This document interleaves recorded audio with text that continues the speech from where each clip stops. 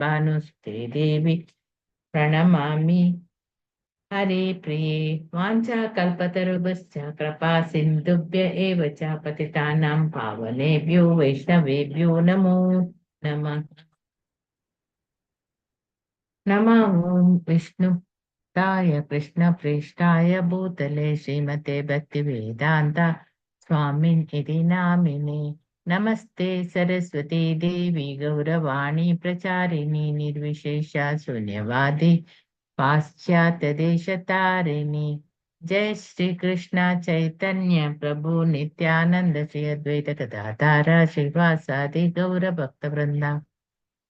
हरे कृष्णा कृष्णा कृष्णा हरे हरे, हरे राम राम राम हरे हरे। ಹರೇ ಕೃಷ್ಣ. ಎಲ್ಲರಿಗೆ ಮತ್ತೊಮ್ಮೆ ಸ್ವಾಗತವನ್ನು ಕೋರುತ್ತಾ ಇಂದಿನ ತರಗತಿಯನ್ನು ಪ್ರಾರಂಭಿಸೋಣ. ಹರೇ ಕೃಷ್ಣ.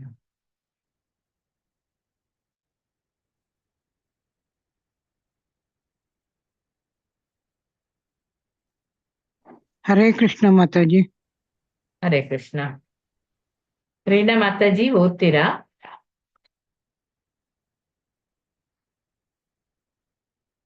ಮಾತಾಜಿ ನಾನು ಹೊರಗಡೆ ಇದ್ದೀನಿ, ಆಮೇಲೆ ಓದ್ತೀನಿ ಮಾತಾಜಿ. ಓಕೆ, ರೇಖಾ ಮಾತಾಜಿ ಓದಿ. ಹರೇ ಕೃಷ್ಣ ಮಾತಾಜಿ. ಸ್ಕ್ರೀನ್ ಬರ್ಲಿಲ್ಲವಾ? ಓಕೆ, ಇಲ್ಲ ಇಲ್ಲ.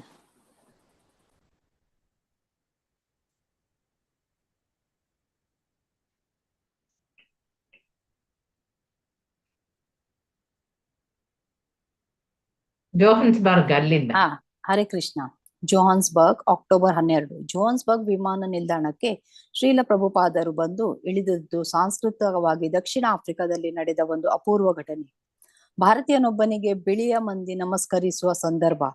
ಭಕ್ತರು ಹಳದಿ ಬಣ್ಣದ ಒಂದು ಮರ್ಸಿಡೀಸ್ ಬೆನ್ಸ್ ಕಾರನ್ನು ಬಾಡಿಗೆಗೆ ತಂದಿದ್ದರು. ಸಾಮಾನ್ಯವಾಗಿ ಮಂತ್ರಿಗಳು ಮತ್ತು ಮುಖ್ಯ ಅತಿಥಿಗಳಿಗೆ ನಿಲ್ಲಿಸುವ ಜಾಗದಲ್ಲಿ ಕಾರನ್ನು ನಿಲ್ಲಿಸಿದ್ದರು. ಈ ಬಗ್ಗೆ ಯಾರೊಬ್ಬರೂ ಆಕ್ಷೇಪವೆತ್ತಲಿಲ್ಲ.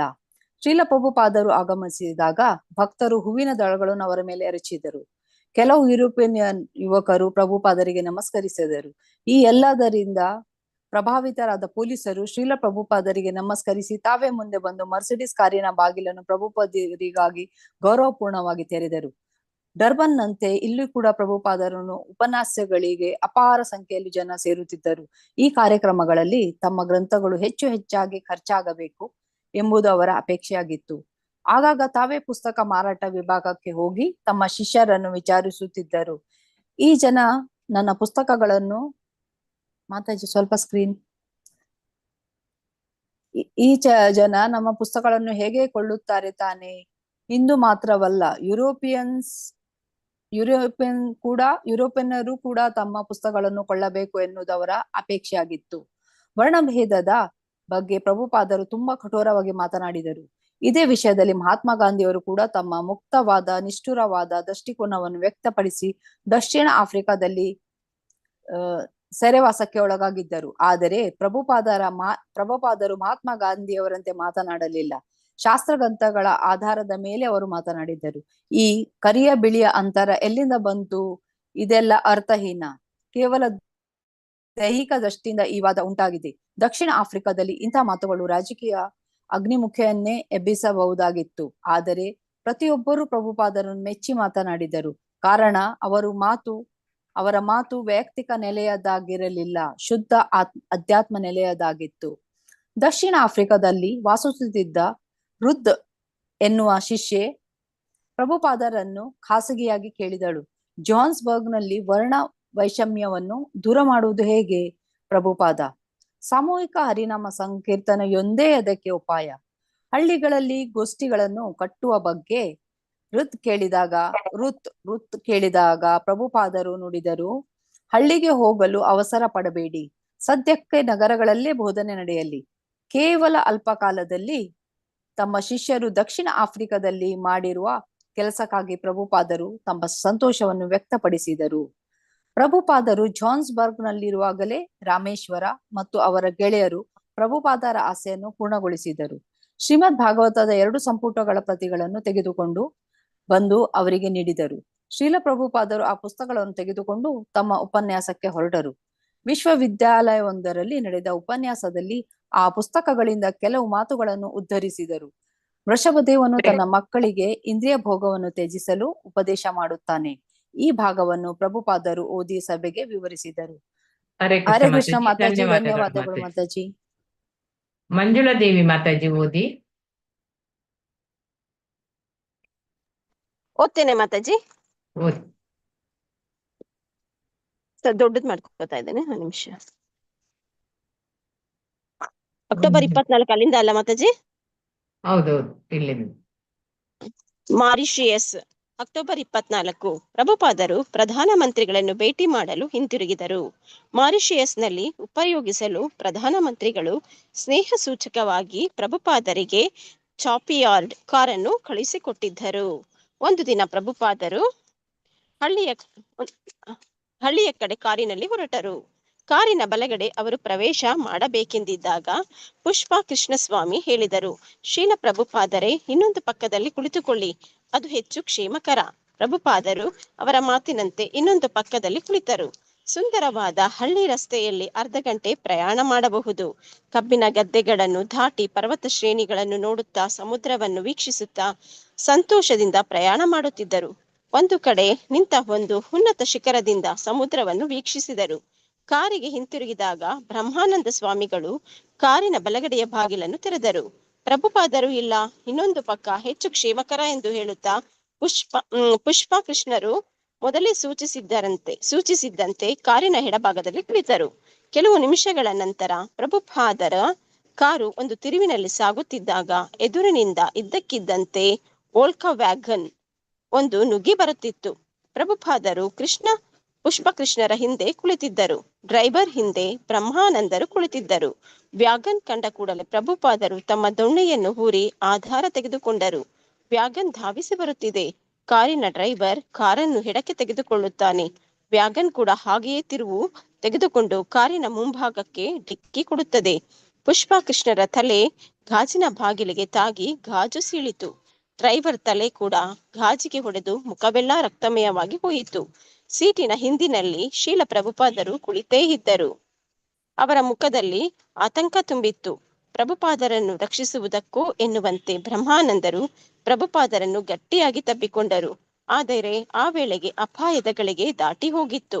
ಬ್ರಹ್ಮಾನಂದ ಕಾರಿನಿಂದ ಕೆಳಗೆ ಹಾರಿ ಬೇರೆ ವಾಹನಗಳು ಎಚ್ಚರಿಕೆ ವಹಿಸುವಂತೆ ಸೂಚಿಸಲು ಹೊರಬಂದು ಮುಂಬಾಗಿಲನ್ನು ತೆರೆದರು. ಮುಖದಲ್ಲಿ ಗಾಯ, ಕಾಲಿನಲ್ಲಿ ರಕ್ತ, ಕಾಲಿನ ಮೇಲೆ ಬಿದ್ದಿರುವ ಗಾಜಿನ ತುಂಡುಗಳು. ಈ ಸ್ಥಿತಿಯಲ್ಲಿ ಪ್ರಭುಪಾದರು ಆತನಿಗೆ ಕಂಡರು. ಪ್ರಭುಪಾದರು ಏನೂ ಮಾತನಾಡಲಿಲ್ಲ, ತಮ್ಮ ಭಾವನೆಯನ್ನು ಕೂಡ ಸೂಚಿಸಲಿಲ್ಲ. ಪುಷ್ಪ ಕೃಷ್ಣ ಬ್ರಹ್ಮಾನಂದರ ಜೊತೆಗೂಡಿ ವಾಹನಗಳಿಗೆ ಎಚ್ಚರಿಕೆ ಕೊಡಲು ಸಾಧ್ಯವಾದರೆ ಯಾರನ್ನಾದರೂ ನಿಲ್ಲಿಸಲು ಪ್ರಯತ್ನಿಸಿದರು. ವ್ಯಾಗನ್ನಲ್ಲಿದ್ದ ಪುರುಷ ಮತ್ತು ಸ್ತ್ರೀ ಕೂಡ ಗಾಯಗೊಂಡಿದ್ದರು. ಕೆಲವು ಮೋಟಾರುಗಳು ನಿಂತವು. ಗಾಯಾಳುಗಳಿಗೆ ಸಹಾಯ ದೊರೆತ ಮೇಲೆ ಪ್ರಭುಪಾದರು ಮತ್ತು ಅವರ ಶಿಷ್ಯರು ಕಾರಿನಲ್ಲಿ ಕುಳಿತರು. ದೇವಾಲಯಕ್ಕೆ ಹಿಂದಿರುಗಿದರು. ಹರೇ ಕೃಷ್ಣ ಮಾತಾಜಿ, ಧನ್ಯವಾದಗಳು ಮಾತಾಜಿ. ಧನ್ಯವಾದ ಮಾತಾಜಿ. ಪಲ್ಲವಿ ಮಾತಾಜಿ ಓದಿ. ಹರೇ ಕೃಷ್ಣ ಮಾತಾಜಿ, ಎಲ್ಲಿಂದ ಓದ್ಬೇಕು? ದೇವಾಲಯ.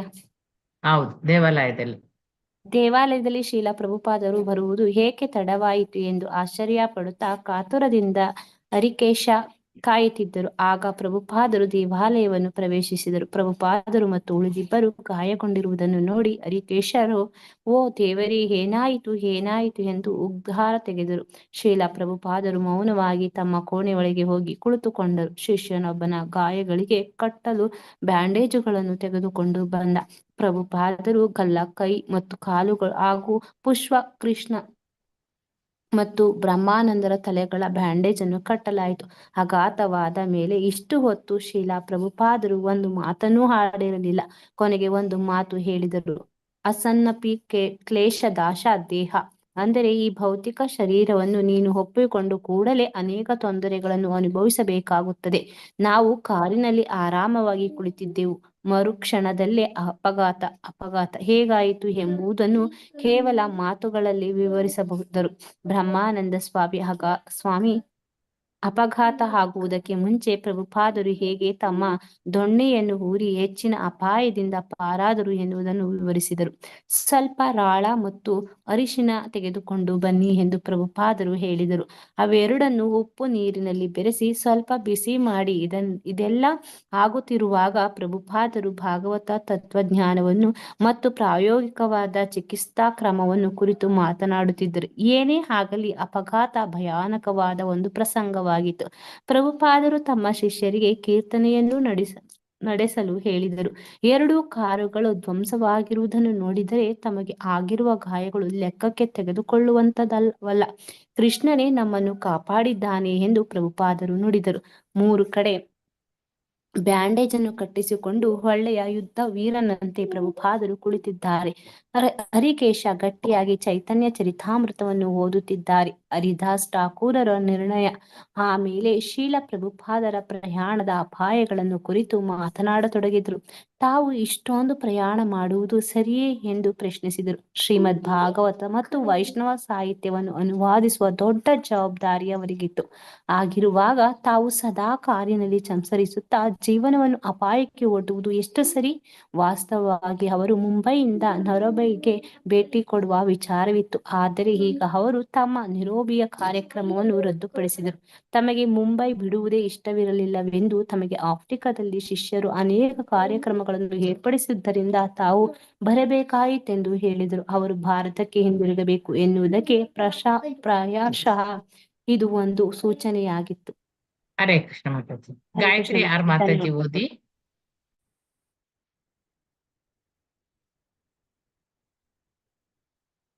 ಹರೇ ಕೃಷ್ಣ. ಹರೇ ಕೃಷ್ಣ ಮಾತಾಜಿ. ಓದಿ ಮಾತಾಜಿ. ಸ್ವಲ್ಪ ದೊಡ್ಡದು ಮಾಡ್ಕೊತೀನಿ. ಮಾರನೇ ಬೆಳಗ್ಗೆ ಪ್ರಭುಪಾದರು ಬ್ರಹ್ಮಾನಂದ ಸ್ವಾಮಿ ಮತ್ತು ಕೃಷ್ಣಸ್ವಾಮಿಯವರೊಂದಿಗೆ ಯಥಾಪ್ರಕಾರ ಹವಾಸೇನೆಗೆ ಹೊರಟರು. ತಾವು ನೈರೋಜಿಗೆ ಹೋಗುವುದೇ ಅಥವಾ ಭಾರತಕ್ಕೆ ಹಿಂತಿರುಗುವುದೇ ಎಂಬ ಬಗ್ಗೆ ಶಿಷ್ಯರೊಂದಿಗೆ ಚರ್ಚೆ ಮಾಡಿದರು. ಇಸ್ಕಾನ್ ನೈರೋಬಿಯ ಅಧ್ಯಕ್ಷರಾದ ಚವನ್ನರು ಪ್ರಭುಪಾದರು ನೈರೋಬಿಗೆ ಹೋಗುವುದೇ ಸರಿ ಎಂದು ಹೇಳಿದರು. ಅಲ್ಲಿ ಭಕ್ತರು ಕಾಯುತ್ತಿದ್ದಾರೆ, ಏರ್ಪಾಡುಗಳು ಆಗಿವೆ. ಈಗ ಪ್ರಭುಪಾದರು ಅಲ್ಲಿಗೆ ಹೋಗದಿದ್ದರೆ ಮತ್ತೆ ಅವರು ಇಲ್ಲಿಗೆ ಬರುವುದು ಯಾವಾಗಲೋ. ಉಳಿದವರು ಪ್ರಭುಪಾದರು ನೈರೋಬಿಗೆ ಹೋಗುವುದರ ವಿರುದ್ಧವಾಗಿ ಮಾತನಾಡಿದರು. ಮೈ ನಡುಗಿಸುವ ಈ ಅಪಘಾತದ ನಂತರ ಪ್ರಭುಪಾದರು ಮತ್ತೆ ಆಫ್ರಿಕಾದಲ್ಲಿ ಹೆಚ್ಚು ಪ್ರಯಾಣ ಮಾಡದೆ ನೇರವಾಗಿ ಮುಂಬೈಗೆ ಹೊರಡುವುದು ಉತ್ತಮ ಎಂಬುದು ಅವರ ಅಭಿಪ್ರಾಯವಾಗಿತ್ತು. ಪ್ರಭುಪಾದರು ಎರಡು ಅಭಿಪ್ರಾಯಗಳನ್ನು ಕೇಳಿಸಿಕೊಂಡರು. ನೈರೋಬಿಯ ಶಿಷ್ಯರನ್ನು ನಿರಾಸೆಗೊಳಿಸುವುದಕ್ಕೆ ಪ್ರಭುಪಾದರಿಗೆ ಒಪ್ಪಿಗೆ ಆಗಲಿಲ್ಲ. ನೈರೋಬಿಗೆ ಹೋಗುವುದೇ ಸರಿ ಎಂದು ಅವರು ನಿಶ್ಚಯಿಸಿದರು. ನೈರೋಬಿಯ ಕೆಲವು ದಿನ ಮಾತ್ರ ಪ್ರಭುಪಾದರು ಉಳಿದಿದ್ದರು. ಭಾರತಕ್ಕೆ ಹಿಂತಿರುಗುವುದಕ್ಕೆ ಅವರು ಕಾತರರಾಗಿದ್ದರು. ಮುಂಬೈನಲ್ಲಿ ಕೆಲವು ಅವ್ಯವಹಾರಗಳು ನಡೆದಿರುವ ಬಗ್ಗೆ ಅವರಿಗೆ ವರದಿ ಬಂದಿತ್ತು. ಕೆಲವು ಕೆಲಸಗಾರರು ಸಾಮಗ್ರಿಗಳ ಮೇಲ್ವಿಚಾರಕ ಮತ್ತು ಚೌಕಿದಾರರನ್ನು ಕೂಡಿಕೊಂಡು ಮಸಲತ್ತು ಮಾಡಿ ಕಟ್ಟಡ ಸಾಮಗ್ರಿಗಳನ್ನು ಕಳವು ಮಾಡಿಸಿದ್ದರು. ಈ ವಿಷಯ ಗೊತ್ತಾದಾಗ ಪ್ರಭುಪಾದರು ತುಂಬಾ ದುಃಖಿತರಾದರು. ತಮ್ಮ ಅನುವಾದದ ಕೆಲಸವನ್ನು ಸಹ ನಿಲ್ಲಿಸಿಬಿಟ್ಟರು. ಊಟವನ್ನು ಮಾಡಲಿಲ್ಲ. ಮುಂಬೈಯಿಂದ 1000 ಮೈಲಿ ದೂರದಲ್ಲಿದ್ದರೂ ಅಲ್ಲಿದ್ದ ಭಕ್ತರಿಗಿಂತ ಹೆಚ್ಚು ನೋವು ಅನುಭವಿಸಿದರು. ಅಲ್ಲಿದ್ದ ಕೆಲವು ಭಕ್ತರಿಗೆ ಕಳುವು ಆಗುತ್ತಿರುವ ಬಗ್ಗೆ ಗೊತ್ತೇ ಇರಲಿಲ್ಲ. ಬ್ರಹ್ಮಾನಂದ ಸ್ವಾಮಿ ಪ್ರಭುಪಾದರನ್ನು ಕೇಳಿದರು, ನೀವು ಏಕೆ ಊಟ ಮಾಡುತ್ತಿಲ್ಲ? ಪ್ರಭುಪಾದರು ಉತ್ತರಿಸಿದರು, ನನ್ನ ಹಣ ಸೋರೆಯಾಗುತ್ತಿದೆ, ನಾನು ಹೇಗೆ ತಾನೇ ಊಟ ಮಾಡಲಿ? ಸಾಕಾ ಮಾತಾಜಿ? ಮುಂಬೈ. ಇದು ಒಂದು ಪೇಜ್ ಓದಿ. ಮುಂಬೈ ನವೆಂಬರ್ 1. ನೈರೋಬಿಯಿಂದ ಹೊರಟ ಶ್ರೀಲ ಪ್ರಭುಪಾದರು ಬೆಳಗ್ಗೆ 1 ಗಂಟೆಗೆ ತಲುಪಿದರು.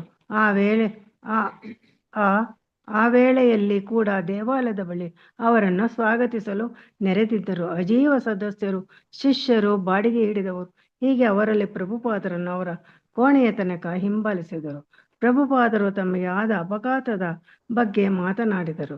ಮೊಣಕಾಲಿನ ಮೇಲಿನ ಗಾಯದ ಕಲೆಯನ್ನು ತೋರಿಸಿದರು. ಭಾರತಕ್ಕೆ ಹಿಂತಿರುಗಿದ್ದ ಅವರಿಗೆ ತೃಪ್ತಿ ನೀಡಿತು ಎಂದರು. ಮುಂಬೈಯಿಂದ ಬರೆದ ಅವರ ಪತ್ರದ ಒಕ್ಕಣೆ ಹೀಗಿದೆ. ಹರೇ ಕೃಷ್ಣ ಮಾತಾಜಿ, ಧನ್ಯವಾದಗಳು. ಧನ್ಯವಾದಗಳು ಮಾತಾಜಿ. ಶ್ರುತಿ ಮಾತಾಜಿ ಓದಿ. ಹರೇ ಕೃಷ್ಣ ಮಾತಾಜಿ. ಹರೇ ಕೃಷ್ಣ. ಅಪಘಾತ ಅತ್ಯಂತ ವಿನಾಶಕಾರಿಯಾದುದಾಗಿತ್ತು. ಆದಾಗ್ಯೂ ಕೃಷ್ಣ ನಮ್ಮನ್ನು ಕಾಪಾಡಿದ. ನಾನು ಇಲ್ಲಿಗೆ ಬಂದು ದೇವಾಲಯದ ಕೆಲಸವನ್ನು ಪೂರ್ಣಗೊಳಿಸಬೇಕು ಎನ್ನುವುದು ಸೂಚನೆ. ಇಸ್ಕಾನ್ ಮುಂಬೈ ಶ್ರೀಲ ಪ್ರಭುಪಾದರ ಕಚೇರಿ. ಪ್ರಭುಪಾದರು ಕೆಲಸ ಶುರು ಮಾಡಿಯೇ ಬಿಟ್ಟರು. ಮೊದಲು ಇಂಜಿನಿಯರ್ಗಳಿಗೆ ಛೀಮಾರಿ ಹಾಕಿದರು, ಏಕೆಂದರೆ ನಿಧಾನಗತಿಯ ಕೆಲಸಕ್ಕೆ ಮತ್ತು ಕಳೆದು ಹೋದ ಕಟ್ಟಡದ ಸಾಮಗ್ರಿಗಳಿಗೆ ಅವರೇ ಜವಾಬ್ದಾರರು ಎಂಬುದು ಅವರ ವಿಚಾರವಾಗಿತ್ತು. ಪ್ರಾರಂಭದಲ್ಲಿ ಪ್ರಭುಪಾದರು ಬಾಡಿಗೆ ನಿರ್ಮಾಣ ಕಂಪನಿಯೊಂದರ ಸಹಾಯ ಪಡೆಯುವುದರ ಬಗ್ಗೆ ಯೋಚಿಸಿದ್ದರು. ಮಾತಾಜಿ ಸ್ಕ್ರೋಲ್ ಮಾಡಿ ಮಾತಾಜಿ. ಸುರಭಿಯೇ ಇಡೀ ಯೋಜನೆಯನ್ನು ನೋಡಿಕೊಳ್ಳಬೇಕು. ಬೇರೆ ಬೇರೆ ಉಪಗುತ್ತಿಗೆದಾರರಿಗೆ ಕೆಲಸವನ್ನು ಹಂಚಬೇಕು. ಆದರೆ ಈ ಯೋಜನೆ ಸರಿಯಾಗಿ ನಡೆಯಲಿಲ್ಲ. ಬದಲಾವಣೆ ಅಗತ್ಯ ಎಂದು ಶ್ರೀಲ ಪ್ರಭುಪಾದರು ಭಾವಿಸಿದರು. ಆದರೆ ಏನು ಬದಲಾವಣೆ ತರಬೇಕು ಎನ್ನುವುದು ಸ್ಪಷ್ಟವಾಗಿರಲಿಲ್ಲ. ದಿವ್ಯಾನಂದದ ಜೀವನಕ್ಕಾಗಿ ನಾವು ಕೃಷ್ಣ ಪ್ರಜ್ಞೆಯನ್ನು ಆಶ್ರಯಿಸಿದೆವು. ಆದರೆ ದಿವ್ಯಾನಂದದ ಬದಲು ನಿರಂತರ ಕಾತರ ನಮ್ಮನ್ನು ಕಾಡುತ್ತಿದೆ. ಪ್ರಭುಪಾದರು ಸುರಭಿ, ಗಿರಿರಾಜ ಮೊದಲಾದವರಿಗೆ ಹೋಗಿ ಏನಾದರೂ ಮಾಡಿ ಎಂದು ಹೇಳಿದರು. ಮಾತಾಜಿ, ಒಂದು ದಿನ ಆಜೀವ ಸದಸ್ಯನಾಗಿದ್ದ ಒಬ್ಬ ಇಂಜಿನಿಯರ್ ಬಂದು ನಿವೇಶನವನ್ನು ನೋಡಿ ಆಮೇಲೆ ಶ್ರೀಲ ಪ್ರಭುಪಾದರಿಗೆ ಕೇವಲ 6 ತಿಂಗಳಲ್ಲಿ ದೇವಾಲಯ ಮತ್ತು ಉಪಹಾರ ಭವನ ಎರಡನ್ನೂ ಮುಗಿಸಬಹುದು ಎಂದು ಹೇಳಿದರು. ಪ್ರಭುಪಾದರು ಸುರಭಿಯನ್ನು ವಿಚಾರಿಸಿದಾಗ 6 ತಿಂಗಳು ಯಾವುದಕ್ಕೂ ಸಾಲದು ಎಂದು ನುಡಿದರು. ಎಲ್ಲಿ ತಮ್ಮ ಸೇವಾ ಯೋಗ ತಪ್ಪಿ ಹೋಗುವುದೋ ಎಂದು ಕಾತರರಾದರು. ಆಮೇಲೆ ಇನ್ನೊಬ್ಬ ಆಜೀವ ಸದಸ್ಯರಾದ ಮಿಸ್ಟರ್ ಓಂಕಾರ್ ಪ್ರಕಾಶ್ ಧೀರ್ ಅವರು ಭಾನುವಾರದ ಉತ್ಸವಕ್ಕೆ ಬಂದವರು ನಿರ್ಮಾಣ ಕಾರ್ಯವನ್ನು ಪರೀಕ್ಷೆ ಮಾಡಿದರು. ಶ್ರೀ ಧೀರ್ ಅವರು ಇಸಿಸಿಯ ಪ್ರಧಾನ ಇಂಜಿನಿಯರ್ ಆಗಿದ್ದರು. ಇಸಿಸಿ ಒಂದು ಸುವಿಖ್ಯಾತ ನಿರ್ಮಾಣ ಕಂಪನಿ. ಅವರ ಪ್ರಕಾರ ಕಟ್ಟಡವು ಕಳಪೆ ಕೆಲಸದ ಕಾರಣ 2-3 ವರ್ಷಗಳಲ್ಲಿ ನೆಲಸಮವಾಗುವುದು ನಿಶ್ಚಯ. ಗಿರಿರಾಜ ಮುಂಬಯಿಯ ಒಂದು ದೊಡ್ಡ ಸುವಿಖ್ಯಾತ ನಿರ್ಮಾಣ ಕಂಪನಿಗೆ ತಮ್ಮ ಕೆಲಸ ಒಪ್ಪಿಸುವಲ್ಲಿ ಆಸಕ್ತಿ ಹೊಂದಿದ್ದರು. ಮೊದಲು ಸುರಭಿ ತಮ್ಮ ಕೈಯಿಂದ ಈ ಕೆಲಸ ಜಾರಿ ಹೋಗುವುದಕ್ಕೆ ಒಪ್ಪಿಗೆ ನೀಡಲಿಲ್ಲ. ಆದರೆ ಮಿಸ್ಟರ್ ಧೀರ್ ಅವರೊಂದಿಗೆ ಚರ್ಚೆ ಮಾಡಿದ ಮೇಲೆ ಅವರಿಗೂ ಈ ಬದಲಾವಣೆ ಇಷ್ಟವಾಯಿತು. ಇಸಿಸಿಯೊಂದಿಗೆ ಒಪ್ಪಂದ ಮಾಡಿಕೊಳ್ಳಲಾಯಿತು. ಮಿಸ್ಟರ್ ಧೀರ್ ಪ್ರಗತಿ ನಕಾಶೆಯನ್ನು ಸಿದ್ಧಪಡಿಸಿದರು. ಅದರಲ್ಲಿ ಕೆಲಸ ಮುಂದುವರಿಯದಂತೆ ಪ್ರತಿಯೊಂದು ಘಟ್ಟದ ಕಾರ್ಯವನ್ನು ಸವಿವರವಾಗಿ ನಮೂದಿಸಲಾಗಿತ್ತು. ವೆಚ್ಚ ಸ್ವಲ್ಪ ದುಬಾರಿಯಾದರೂ ವೃತ್ತಿಪರ ವಿಧಾನಗಳನ್ನು ಅನುಸರಿಸಿದ ಬಗ್ಗೆ ಶ್ರೀಲ ಪ್ರಭುಪಾದರಿಗೆ ತುಂಬಾ ಸಂತೋಷವಾಗಿತ್ತು. ಈಗ ಕೆಲಸ ತುಂಬಾ ಅಚ್ಚುಕಟ್ಟಾಗಿ ಮತ್ತು ಶೀಘ್ರವಾಗಿ ಮುಗಿಯುವುದರಲ್ಲಿ ಸಂದೇಹವಿರಲಿಲ್ಲ. ಪ್ರಭುಪಾದರಿಗೆ ಮುಖ್ಯವಾದದ್ದು ಅದೇ. ಹರೇ ಕೃಷ್ಣ ಮಾತಾಜಿ, ಧನ್ಯವಾದಗಳು. ಹರೇ ಕೃಷ್ಣ ಮಾತಾಜಿ. ನೆಕ್ಸ್ಟ್ ಹರಿಣಿ ಮಾತಾಜಿ ಓದಿ.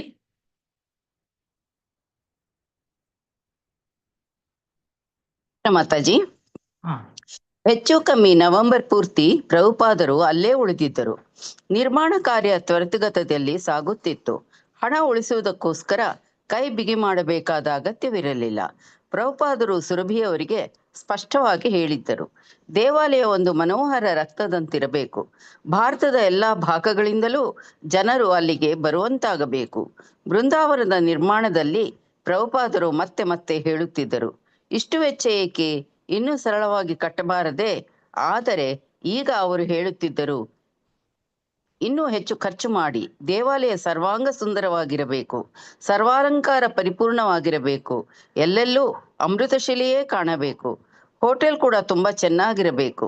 ಅದರಲ್ಲಿ ಸುಸಜ್ಜಿತವಾದ ಕೋಣೆಗಳಿರಬೇಕು. ಅದಕ್ಕೆ ಹೊಂದಿಕೊಂಡಂತೆ ಸೊಗಸಾದ ಉಪಹಾರ ಭವನಗಳಿರಬೇಕು. ಸಮುಚ್ಚಯದಲ್ಲಿರುವ ಹವಾನಿಯಂತ್ರಿತ ರಂಗಭೂಮಿಯು ಮುಂಬಯಿಯ ಅತ್ಯುತ್ತಮ ರಂಗಮಂದಿರಗಳಲ್ಲಿ ಒಂದಾಗಿರಬೇಕು. ಹೋಟೆಲ್ ಕೋಣೆಗಳಿಗೆ ಅಮೃತಶಿಲೆ ಯಾಕಾಗಬಾರದು? ಪ್ರಭುಪಾದರು ಕೇಳಿದರು. ತುಂಬಾ ದುಬಾರಿಯಾಗುತ್ತದೆ ಎಂದರು ಸುರಭಿ. ಹಣದ ಬಗ್ಗೆ ಯೋಚನೆ ಮಾಡಬೇಡಿ, ಇನ್ನೂ ನೆಲ ಸಿದ್ಧ ಮಾಡಿಲ್ಲ ತಾನೆ? ಹಾಗಾದರೆ ನೆಲಕ್ಕೆ ಅಮೃತಶಿಲೆ ಹಾಕಿ. ಸುರಭಿಯವರು ಹೋಟೆಲ್ನ ಹಾಲ್ಗಳಲ್ಲಿ ನೆಲಕ್ಕೆ ಅಮೃತಶಿಲೆ ಹಾಕಿಸಿದರು. ಆದರೆ ಹಣ ಉಳಿಸುವುದಕ್ಕಾಗಿ ಸ್ವಲ್ಪ ಕಡಿಮೆ ಬೆಲೆಯ ಅಮೃತಶಿಲೆ ಹಾಕಿಸಿದ್ದರು. ಪ್ರಭುಪಾದರಿಗೆ ಅದು ಇಷ್ಟವಾಗಲಿಲ್ಲ. ಒಳ್ಳೆಯ ಅಮೃತ ಶಿಲೆಯನ್ನು ಹಾಕಿಸಬೇಕಿತ್ತು ಎಂದು ಅವರು ನುಡಿದರು. ಮುಂಬೈ ದೇವಾಲಯ ನಿರ್ಮಾಣಕ್ಕೆ ಪ್ರಧಾನವಾಗಿ ನಿಧಿ ಒದಗಿದ್ದು ಅಮೆರಿಕದಲ್ಲಿ ಆದ ಪುಸ್ತಕದ ಮಾರಾಟದಿಂದ. ಪುಸ್ತಕ ಮಾರಾಟದ ಬಗ್ಗೆ ನಿರಂತರವಾಗಿ ಶ್ರೀಲ ಪ್ರಭುಪಾದರಿಗೆ ವರದಿಗಳು ಬರುತ್ತಲೇ ಇದ್ದವು. ನವೆಂಬರ್ 18ರಂದು ರಾಮೇಶ್ವರ ತಂತಿಯ ಮೂಲಕ ಕೆಲವು ಒಳ್ಳೆಯ ಸುದ್ದಿಗಳನ್ನು ಕಳುಹಿಸಿಕೊಟ್ಟಿದ್ದರು. BTGಯ 1 ಮಿಲಿಯನ್ ಪ್ರತಿಗಳು ಈಗ ತಾನೇ ಸಿದ್ಧವಾಗಿವೆ. ಭಕ್ತರಿಗೆ ಪರಮಾನಂದವಾಗಿದೆ. ಒಂದೇ ತಿಂಗಳಲ್ಲಿ ಅಷ್ಟೂ ಪ್ರತಿಗಳನ್ನು ಮಾರಾಟ ಮಾಡಲು ಮುಂದೆ ಬಂದಿದ್ದಾರೆ. ಗೀತೆಯ ಸ್ಪ್ಯಾನಿಷ್ ಅನುವಾದ ಈಗಷ್ಟೇ ಬಿಡುಗಡೆಯಾಗಿದೆ. ಅದು ತಮ್ಮ ಪಾದ ಕಮಲಗಳ ಬಳಿ ಕೋಟ್ಯಾಂತರ ಹಣ ತರುವಲ್ಲಿ ಅನುಮಾನವಿಲ್ಲ. ನಿಮ್ಮ ಕೃಪೆಯಿಂದ ಇದೆಲ್ಲವೂ ಸಾಧ್ಯವಾಗುತ್ತದೆ. ಹರೇ ಕೃಷ್ಣ ಮಾತಾಜಿ, ಧನ್ಯವಾದಗಳು. ಹರೇ ಕೃಷ್ಣ, ಧನ್ಯವಾದಗಳು. ಮಂಗಳ ಮಾತಾಜಿ ಓದಿ. ಹರೇ ಕೃಷ್ಣ ಮಾತಾಜಿ. ಓದಿ ಮಾತಾಜಿ. ಡೆನ್ವರ್ ಅಲ್ಲಿ ಇಸ್ಕಾನ್ ದೇವಾಲಯದ ಅಧ್ಯಕ್ಷರು ಪ್ರಭುಪಾದರಿಗೆ ಒಂದು ಪತ್ರ ಬರೆದು ಆಭರಣಗಳ ಉದ್ಯಮವನ್ನು ಪ್ರಾರಂಭಿಸಲು ಅನುಮತಿ ಕೇಳಿದರು. ಕೂಡದು ಎಂದು ಶ್ರೀಲ ಪ್ರಭುಪಾದರು ಅವರಿಗೆ ಉತ್ತರಿಸಿದರು. ವ್ಯವಹಾರ ಏಕೆ ಮಾಡಬೇಕು? ಇದು ಒಂದು ಕೆಟ್ಟ ವಾತಾವರಣವನ್ನು ನಿರ್ಮಿಸುತ್ತದೆ. ನಾವು ಮಾಡುವುದು ಒಂದೇ ಉದ್ಯಮ, ಅದು ಗ್ರಂಥ ಮಾರಾಟ ಅಷ್ಟೇ. ಒಂದು ಸಾರಿ ನಿಮಗೆ ಉದ್ಯಮದ ಬಗ್ಗೆ ಆಕರ್ಷಣೆ ಉಂಟಾದರೆ ನಿಮ್ಮ ಆಧ್ಯಾತ್ಮಿಕ ಜೀವನ ಹಾಳಾಗಿ ಹೋಗುತ್ತದೆ. ಇಂತಹ ಉದ್ಯಮವನ್ನು ಎಂದೂ ಪ್ರೋತ್ಸಾಹಿಸಬಾರದು. ಸಂಕೀರ್ತನೆಗೆ ಬದಲು ಉದ್ಯಮ ಮಾಡುವುದು ಖಂಡಿತ ಸರಿಯಲ್ಲ. ಸಂಕೀರ್ತನ ತುಂಬಾ ಶ್ರೇಷ್ಠವಾದದ್ದು, ಆದರೆ ಗೃಹಸ್ಥರು ಅನಿವಾರ್ಯ ಸಂದರ್ಭದಲ್ಲಿ ನಡೆಸಬಹುದು.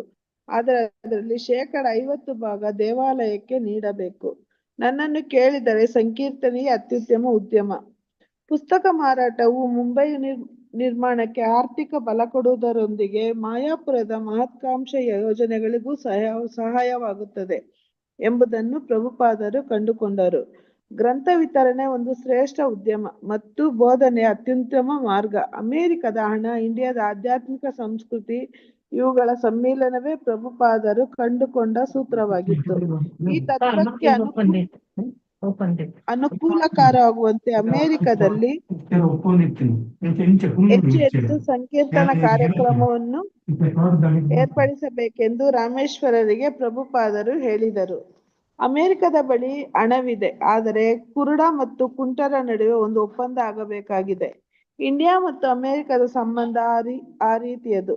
ಮುಂದಿನ ಸಾರಿ ನಾನು ಇಂದಿರಾ ಗಾಂಧಿಯನ್ನು ಭೇಟಿ ಮಾಡಿದಾಗ ನಾವು ದೇಶಕ್ಕೆ ಎಷ್ಟು ವಿದೇಶಿ ಹಣ ತರುತ್ತಿದ್ದೇವೆ ಎಂಬುದನ್ನು ಆಕೆಗೆ ವಿವರಿಸುತ್ತೇನೆ. ಪುಸ್ತಕ ವಿತರಣೆ ಹೆಚ್ಚಿದಂತೆಲ್ಲ BBC ಕಳಿಸುವ ಹಣವು ಹೆಚ್ಚುತ್ತದೆ. ಈಗ ನಮ್ಮ ಮುಂದೆ ಕುರುಕ್ಷೇತ್ರ ಮತ್ತು ಜಗನ್ನಾಥ್ ಪುರಿಯ ಯೋಜನೆಗಳಿವೆ. ಸದ್ಯಕ್ಕಂತೂ ನಾವು ಹಣವನ್ನು ಭಾರತದಲ್ಲೇ ವಿನಿಯೋಗ ಮಾಡುತ್ತೇವೆ. ಮುಂದೆ ಬೇರೆ ಕಡೆಯೂ ಮಾಡಬಹುದು. ಇದು ಅಮೆರಿಕದ ಅಜ್ಞಾತ ಸ್ಥಿತಿಯನ್ನು ಉತ್ತಮಪಡಿಸುತ್ತದೆ. ಮೇಲ್ ಮಾಡಿ ಮಾತಾಜಿ. ಆಯ್ತದೆ ಒಂದು ಲೈನ್. ಯಾವಾಗಲೂ ಗುರು ಮತ್ತು ಕೃಷ್ಣನನ್ನು ಅವಲಂಬಿಸಿರಿ, ಆಗ ನಿಮ್ಮ ಪ್ರಗತಿ ಸಿದ್ಧ. ಹರೇ ಕೃಷ್ಣ, ಧನ್ಯವಾದ. ಧನ್ಯವಾದ.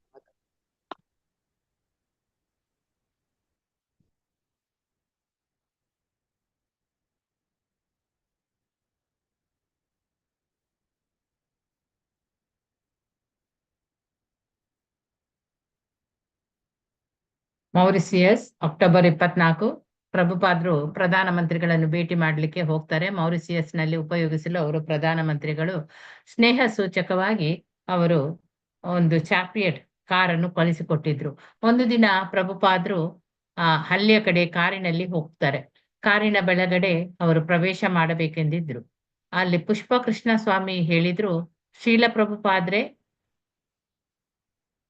ಇನ್ನೊಂದು ಪಕ್ಕದಲ್ಲಿ ಕುಳಿತುಕೊಳ್ಳಿ, ಅದು ಹೆಚ್ಚು ಕ್ಷೇಮಕರ ಅಂತ ಹೇಳ್ತಾರೆ.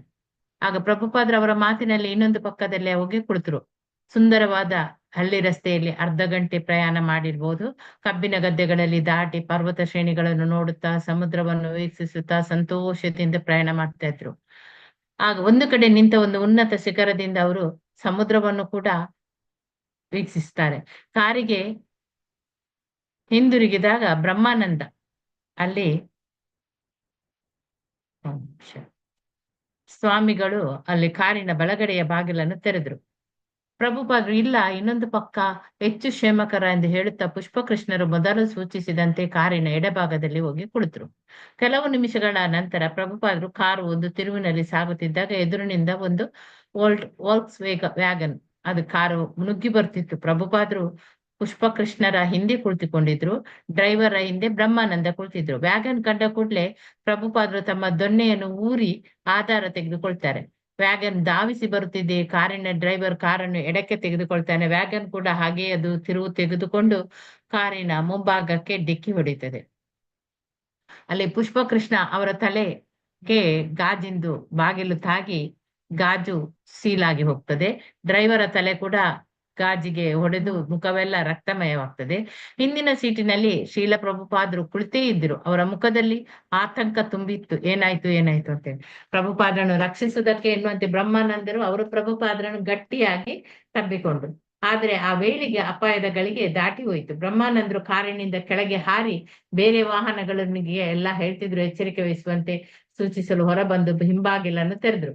ಮುಖದಲ್ಲಿ ಗಾಯ, ಕಾಲಲ್ಲಿ ರಕ್ತ, ಕಾಲಿನ ಮೇಲೆ ಬಿದ್ದಿರುವ ಗಾಜಿನ ತುಂಡುಗಳು. ಈ ಸ್ಥಿತಿಯಲ್ಲಿ ಪ್ರಭುಪಾದರು ಅವರಿಗೆ ಕಂಡ್ರು. ಪ್ರಭುಪಾದರು ಏನೂ ಸಹ ಮಾತನಾಡಲಿಲ್ಲ. ತಮ್ಮ ಭಾವನೆಯನ್ನು ಕೂಡ ಅವರು ಸೂಚಿಸಲಿಲ್ಲ.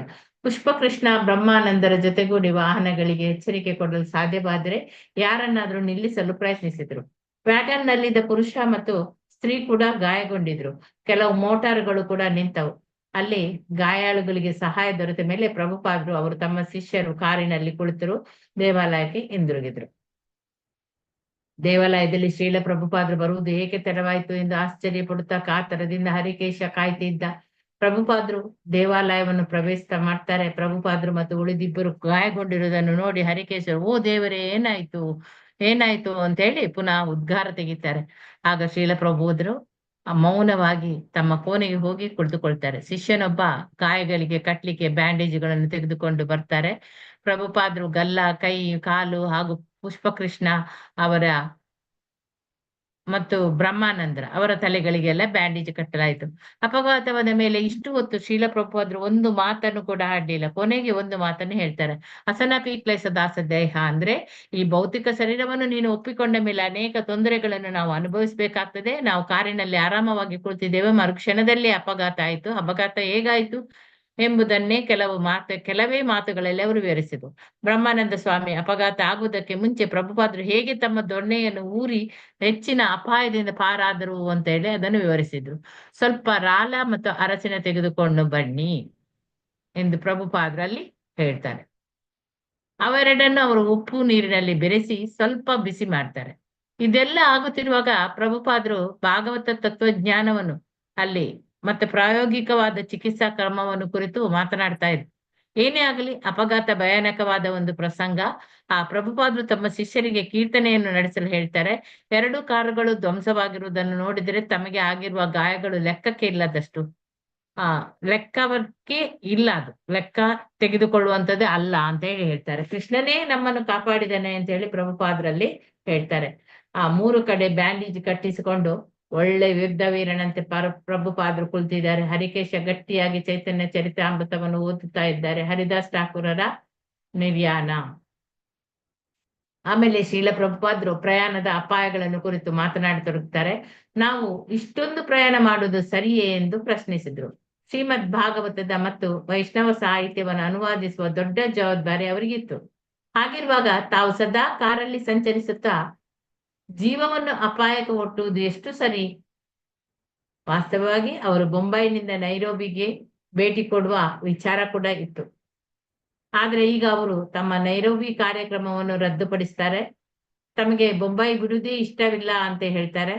ತಮಗೆ ಆಫ್ರಿಕಾದಲ್ಲಿ ಶಿಷ್ಯರು ಅನೇಕ ಕಾರ್ಯಕ್ರಮಗಳನ್ನು ಏರ್ಪಡಿಸಿದ್ರಿಂದ ತಾವು ಬರಬೇಕಾಯಿತು ಅಂತ ಹೇಳ್ತಾರೆ.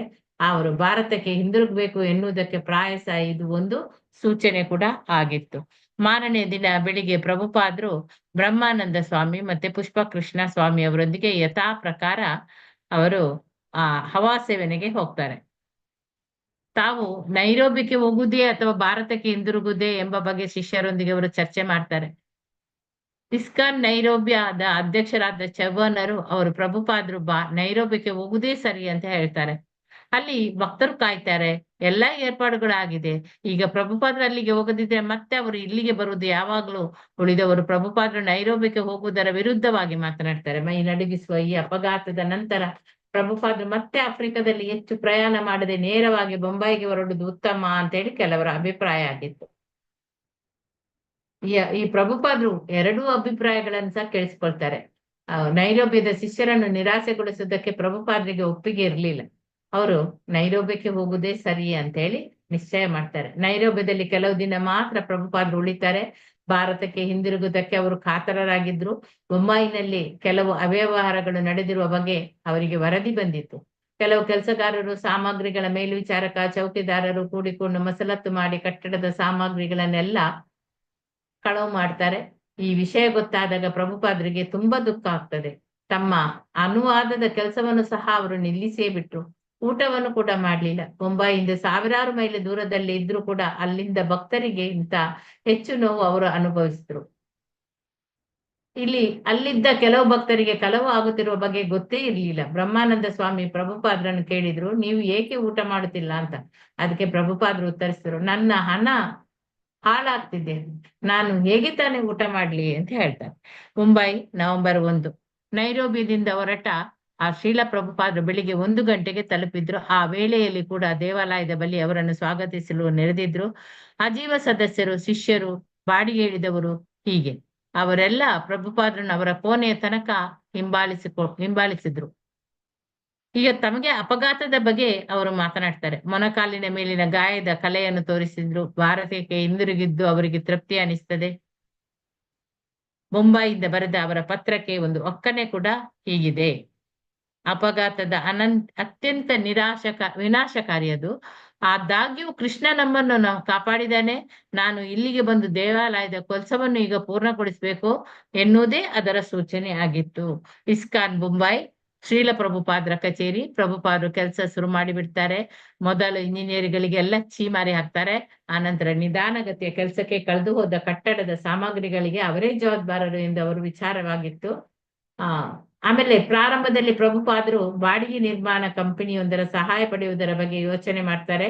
ಸುರಭಿ ಇಡೀ ಯೋಜನೆಯನ್ನು ನೋಡ್ಕೊಳ್ಬೇಕು, ಬೇರೆ ಬೇರೆ ಉಪ ಗುತ್ತಿಗೆದಾರರಿಗೆ ಕೆಲಸವನ್ನು ಹಂಚಬೇಕು. ಆದ್ರೆ ಈ ಯೋಜನೆ ಸರಿಯಾಗಿ ಇಲ್ಲಿ ನಡೆಯಲಿಲ್ಲ. ಬದಲಾವಣೆ ಅಗತ್ಯ ಅಂತ ಹೇಳಿ ಶ್ರೀಲ ಪ್ರಭುಪಾದರು ಭಾವಿಸ್ತಾರೆ. ಅವರು ಏನು ಬದಲಾವಣೆ ತರುವುದು ಎಂಬುದು ಅವರಿಗೆ ಸ್ಪಷ್ಟವಾಗಿ ಇರಲಿಲ್ಲ. ದಿವ್ಯಾನಂದದ ಜೀವನಕ್ಕಾಗಿ ನಾವು ಕೃಷ್ಣ ಪ್ರಜ್ಞೆಯನ್ನು ಆಶ್ರಯಿಸಿದೆವು. ಆದ್ರೆ ಈ ದಿವ್ಯಾನಂದದ ಬದಲು ಈಗ ಇಲ್ಲಿ ಕಾತರ ನಿರಂತರವಾಗಿ ನನ್ನನ್ನು ಕಾಡ್ತಾ ಇದೆ. ಪ್ರಭುಪಾದರು ಸುರಭಿ ಮತ್ತೆ ಗಿರಿರಾಜ ಮೊದಲಾದವರಿಗೆ ಹೋಗಿ ಏನಾದ್ರೂ ಮಾಡಿ ಅಂತ ಹೇಳ್ತಾರೆ. ಒಂದು ದಿನ ಜೀವ ಸದಸ್ಯರಾಗಿದ್ದ ಒಬ್ಬ ಇಂಜಿನಿಯರ್ ಬಂದು ನಿವೇಶನವನ್ನು ನೋಡಿ ಆಮೇಲೆ ಶ್ರೀಲ ಪ್ರಭುಪಾದರಿಗೆ ಕೇವಲ 6 ತಿಂಗಳಲ್ಲಿ ದೇವಾಲಯ ಮತ್ತೆ ಉಪಹಾರ ಭವನ ಎರಡನ್ನು ಕೂಡ ಮುಗಿಸಬಹುದು ಅಂತ ಹೇಳ್ತಾರೆ. ಪ್ರಭುಪಾದರು ಸುರಭಿಯನ್ನು ವಿಚಾರಿಸಿದಾಗ 6 ತಿಂಗಳು ಯಾವುದಕ್ಕೂ ಸಾಲದು ಅಂತ ಹೇಳ್ತಾರೆ.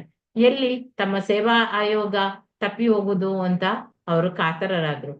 ಆಮೇಲೆ ಇನ್ನೊಬ್ಬ ಅಜೀವ ಸದಸ್ಯರಾದ ಮಿಸ್ಟರ್ ಓಂಕಾರ್ ಪ್ರಕಾಶ್ ದೀನ್ ಅವರು ಭಾನುವಾರದ ಉತ್ಸಾಹಕ್ಕೆ ಬಂದವರು ನಿರ್ಮಾಣ ಕಾರ್ಯವನ್ನು ಪರೀಕ್ಷೆ ಮಾಡ್ತಾರೆ.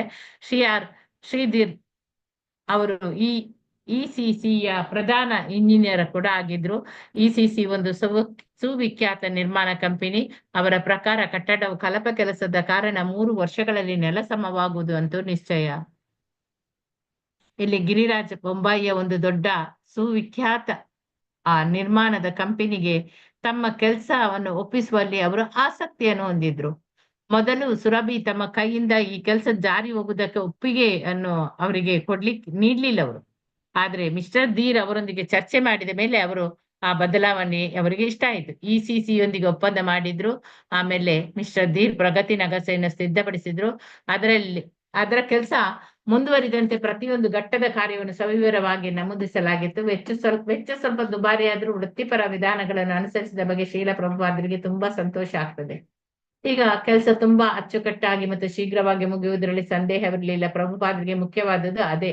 ಹೆಚ್ಚು ಕಮ್ಮಿ ನವೆಂಬರ್ ಪೂರ್ತಿ ಪ್ರಭುಪಾದರು ಅಲ್ಲೇ ಉಳಿತಾರೆ. ಮತ್ತೆ ಆ ಕಾರ್ಯನಿರ್ಮಾಣ ತ್ವರಿತಗತಿಯಲ್ಲಿ ಆಗ್ತಾ ಇತ್ತು. ಹಣ ಉಳಿಸುವುದಕ್ಕೋಸ್ಕರ ಕೈ ಬಿಗಿ ಮಾಡಬೇಕಾದ ಅಗತ್ಯವಿರಲಿಲ್ಲ. ಪ್ರಭುಪಾದರು ಸುರಭಿ ಅವರಿಗೆ ಅದನ್ನು ಸ್ಪಷ್ಟವಾಗಿ ಹೇಳ್ತಾರೆ.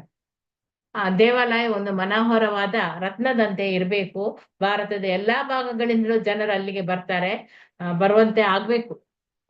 ಬೃಂದಾವನದ ನಿರ್ಮಾಣದಲ್ಲಿ ಪ್ರಭುಪಾದರು ಮತ್ತೆ ಮತ್ತೆ ಹೇಳ್ತಿದ್ರು, ಇಷ್ಟು ವೆಚ್ಚ ಏಕೆ ಅಂತೇಳಿ. ಇನ್ನೂ ಸರಳವಾಗಿ ಕಟ್ಟಬಾರದೆ? ಆದ್ರೆ ಈಗ ಇಲ್ಲಿ ಅವ್ರು ಹೇಳ್ತಾರೆ, ಇನ್ನೂ ಹೆಚ್ಚಾಗಿ ಖರ್ಚು ಮಾಡಿ ದೇವಾಲಯ ಸರ್ವಾಂಗ ಸುಂದರ ಆಗ್ಬೇಕು, ಸರ್ವಾಲಂಕಾರ ಪರಿಪೂರ್ಣವಾಗಿರ್ಬೇಕು, ಎಲ್ಲೆಲ್ಲೂ ಅಮೃತ ಶಿಲೆಯೇ ಕಾಣ್ಬೇಕು, ಹೋಟೆಲ್ ಕೂಡ ತುಂಬಾ ಚೆನ್ನಾಗಿರ್ಬೇಕು, ಅದರಲ್ಲಿ ಸುಸಜ್ಜಿತವಾದ ಕೋಣೆಗಳು ಇರ್ಬೇಕು, ಅದಕ್ಕೆ ಹೊಂದಿಕೊಂಡಂತೆ ಆ ಸೊಗಸಾದ ಉಪಹಾರ ಭವನಗಳು ಕೂಡ ಇರಬೇಕು, ಸಮುಚ್ಚಯದಲ್ಲಿರುವ ಅವನಿಯಂತ್ರಿತ ಆ ರಂಗಭೂಮಿಯ ಮುಂಬಯಿಯ ಅತ್ಯುತ್ತಮ ರಂಗಮಂದಿರಗಳಲ್ಲಿ ಒಂದಾಗ್ಬೇಕು ಅಂತ ಹೇಳಿ ಹೇಳ್ತಾರೆ. ಹೋಟೆಲ್ ಕೋಣೆಗಳಿಗೆ ಅಮೃತ ಶಿಲೆ ಯಾಕಾಗಬಾರದು ಅಂತ ಪ್ರಭುಪಾದರು ಕೇಳಿದ್ರು. ಅದು ತುಂಬಾ ದುಬಾರಿ ಆಗ್ತದೆ ಅಂತ ಹೇಳ್ತಾರೆ ಸುರಭಿ. ಹಣದ ಬಗ್ಗೆ ಯೋಚನೆ ಮಾಡಬೇಡಿ, ಇನ್ನೂ ನೆಲ ಸಿದ್ಧ ಮಾಡಲಿಲ್ಲ ತಾನೇ, ಹಾಗಾದ್ರೆ ನೆಲಕ್ಕೆ ಅಮೃತ ಶಿಲವೇ ಹಾಕಿ ಅಂತ ಹೇಳ್ತಾರೆ. ಸುರಭಿ ಅವರು ಹೋಟೆಲ್ನ ಹಾಲ್ನಲ್ಲಿ ನೆಲಕ್ಕೆ ಅಮೃತ ಶಿಲೆ ಹಾಕಿಸಿದ್ರು. ಆದ್ರೆ ಹಣ ಉಳಿಸೋದಕ್ಕೋಸ್ಕರ ಅವರು ಸ್ವಲ್ಪ ಕಡಿಮೆ ಬೆಲೆಯ ಆ ಅಮೃತ ಶಿಲೆಯನ್ನು ಹಾಕಿಸಿದ್ರು. ಪ್ರಭುಪಾದರಿಗೆ ಅದು ಇಷ್ಟ ಆಗ್ಲಿಲ್ಲ. ಒಳ್ಳೆಯ ಅಮೃತ ಶಿಲೆಯನ್ನೇ ಹಾಕಿಸ್ಬೇಕಿತ್ತು ಅಂತ ಹೇಳಿ ಅವ್ರು ನುಡಿತಾರೆ. ಮುಂಬೈ ದೇವಾಲಯದ ನಿರ್ಮಾಣಕ್ಕೆ ಪ್ರಧಾನವಾಗಿ ನಿಧಿ ಒದಗಿದ್ದು ಅಮೆರಿಕದಲ್ಲಿ ಆದ ಪುಸ್ತಕ ಮಾರಾಟದಿಂದ. ಅದರ ಬಗ್ಗೆ, ಪುಸ್ತಕ ಮಾರಾಟದ ಬಗ್ಗೆ ಅವರು ಪ್ರಭುಪಾದರು ಅದಕ್ಕೆ ಪ್ರಭುಪಾದರಿಗೆ ಯಾವಾಗ್ಲೂ ವರದಿಗಳು ಬರ್ತಲೇ ಇದ್ದವು. ನವೆಂಬರ್ 18ರಂದು ರಾಮೇಶ್ವರ ತಂತಿಯ ಮೂಲಕ ಒಳ್ಳೆಯ ಸುದ್ದಿಗಳನ್ನು ಕಳಿಸಿಕೊಟ್ರು. BTGಯ 1 ಮಿಲಿಯನ್ ಪ್ರತಿಗಳು ಈಗ ತಾನೇ ಸಿದ್ಧವಾಗಿದೆ, ಭಕ್ತರಿಗೆ ಪರಮ ಆನಂದ ಆಗಿದೆ. ಒಂದೇ ತಿಂಗಳಲ್ಲಿ ಅಷ್ಟು ಪ್ರತಿಗಳನ್ನು ಮಾರಾಟ ಮಾಡಲು ಮುಂದೆ ಬಂದಿದ್ದಾರೆ. ಗೀತೆಯ ಸ್ಪ್ಯಾನಿಷ್ ಅನುವಾದ ಈಗಷ್ಟೇ ಬಿಡುಗಡೆಯಾಗಿದೆ. ಅದು ತಮ್ಮ ಪಾದ ಕಮಲಗಳ ಬಳಿ ಕೋಟ್ಯಾಂತರ ಹಣ ತರುವಲ್ಲಿ ಅನುಮಾನವೇ ಇಲ್ಲ. ನಿಮ್ಮ ಕೃಪೆಯಿಂದ ಇವೆಲ್ಲವೂ ಸಾಧ್ಯವಾಗ್ತದೆ ಅಂತ ಹೇಳಿ ಡೆನ್ವರ್ನಲ್ಲಿದ್ದ ಇಸ್ಕಾನ್ ದೇವಾಲಯದ ಅಧ್ಯಕ್ಷರು ಕೂಡ ಪ್ರಭುಪಾದರಿಗೆ ಒಂದು ಪತ್ರ ಬರೆದ್ರು. ಆಭರಣಗಳ ಉದ್ಯಮವನ್ನು ಪ್ರಾರಂಭಿಸಲು ಅನುಮತಿಯನ್ನು ಕೇಳಿದ್ರು. ಆದ್ರೆ ಪ್ರಭುಪಾದರು ಅದು ಕೂಡದು ಅಂತೇಳಿ ಅವರಿಗೆ ಉತ್ತರಿಸಿದ್ರು. ವ್ಯವಹಾರ ಏಕೆ ಮಾಡ್ಬೇಕು? ಇದು ಒಂದು ಕೆಟ್ಟ ವಾತಾವರಣ ನಿರ್ಮಿಸ್ತದೆ. ನಾವು ಮಾಡುದು ಒಂದೇ ಉದ್ಯಮ, ಅದು ಗ್ರಂಥ ಮಾರಾಟ ಅಷ್ಟೇ. ಒಂದು ಸಾರಿ ನಿಮಗೆ ಉದ್ಯಮದ ಬಗ್ಗೆ ಆಕರ್ಷಣೆ ಉಂಟಾದ್ರೆ ನಿಮ್ಮ ಆಧ್ಯಾತ್ಮಿಕ ಜೀವನ ಏನಿದೆಯೋ ಅದು ಹಾಳಾಗಿ ಹೋಗ್ತದೆ. ಇಂತಹ ಉದ್ಯಮವನ್ನು ಎಂದು ಕೂಡ ನೀವು ಪ್ರೋತ್ಸಾಹಿಸಬಾರದು. ಸಂಕೀರ್ತನಕ್ಕೆ ಬದಲು ಉದ್ಯಮ ಮಾಡುವುದೇ ಖಂಡಿತ ಸರಿಯಲ್ಲ. ಅದು ಸಂಕೀರ್ತನ ತುಂಬಾ ಶ್ರೇಷ್ಠವಾದದ್ದು, ಆದರೆ ಗೃಹಸ್ಥರು ಅನಿವಾರ್ಯ ಸಂದರ್ಭದಲ್ಲಿ ಅದನ್ನು ನಡೆಸಬಹುದು. ಆದರೆ ಅವರಲ್ಲಿ 50% ಭಾಗ ದೇವಾಲಯಕ್ಕೆ ನೀಡಬೇಕು. ನನ್ನನ್ನು ಕೇಳಿದ್ರೆ ಸಂಕೀರ್ತನೆಯೇ ಅತ್ಯುತ್ತಮ ಉದ್ಯಮ ಅಂತ ಹೇಳ್ತಾರೆ. ಇಲ್ಲಿ ಪುಸ್ತಕ ಮಾರಾಟವು ಮುಂಬೈ ನಿರ್ಮಾಣಕ್ಕೆ ಆರ್ಥಿಕ ಬಲ ಕೊಡುವುದರೊಂದಿಗೆ ಮಾಯಾಪುರದ ಮಹತ್ವಾಕಾಂಕ್ಷೆಯ ಯೋಜನೆಗಳಿಗೂ ಕೂಡ ಸಹಾಯವಾಗ್ತದೆ ಎಂಬುದನ್ನು ಪ್ರಭುಪಾದರು ಕಂಡುಕೊಳ್ತಾರೆ. ಗ್ರಂಥ ವಿತರಣೆ ಒಂದು ಶ್ರೇಷ್ಠ ಉದ್ಯಮ ಮತ್ತು ಬೋಧನೆ ಅತ್ಯುತ್ತಮವಾದ ಮಾರ್ಗ. ಅಮೆರಿಕದಲ್ಲಿ ಹಣ, ಇಂಡಿಯಾದ ಆಧ್ಯಾತ್ಮಿಕ ಸಂಸ್ಕೃತಿ, ಇವುಗಳ ಸಮ್ಮಿಲನವೇ ಪ್ರಭುಪಾದರು ಕಂಡುಕೊಂಡ ಒಂದು ಸೂತ್ರ. ಈ ತತ್ವಕ್ಕೆ ಅನುಕೂಲಕರವಾಗುವಂತೆ ಅಮೆರಿಕದಲ್ಲಿ ಹೆಚ್ಚು ಸಂಕೀರ್ತನಾ ಕಾರ್ಯಕ್ರಮ ಏರ್ಪಡಿಸಬೇಕು ಅಂತ ರಾಮೇಶ್ವರರಿಗೆ ಪ್ರಭುಪಾದರು ಹೇಳ್ತಾರೆ. ಅಮೆರಿಕದ ಬಳಿ ಹಣವಿದೆ, ಆದರೆ ಕುರುಡ ಮತ್ತು ಕುಂಟರ ನಡುವೆ ಒಂದು ಒಪ್ಪಂದ ಆಗಬೇಕು. ಇಂಡಿಯಾ ಮತ್ತು ಅಮೆರಿಕದ ಸಂಬಂಧ ಈ ರೀತಿಯದು. ಮುಂದಿನ ಸಾರಿ ನಾನು ಇಂದಿರಾ ಗಾಂಧಿಯವರನ್ನು ಭೇಟಿ ಮಾಡಿದಾಗ ನಾವು ದೇಶಕ್ಕೆ ಎಷ್ಟು ವಿದೇಶಿ ಹಣ ತರುತ್ತಿದ್ದೇವೆ ಎಂಬುದನ್ನು ಆಕೆಗೆ ವಿವರಿಸ್ತೇನೆ. ಪುಸ್ತಕ ವಿತರಣೆ ಹೆಚ್ಚಿದಂತೆಲ್ಲ ಈ BBT ಕಳಿಸುವ ಹಣವು ಕೂಡ ಹೆಚ್ಚುತ್ತದೆ.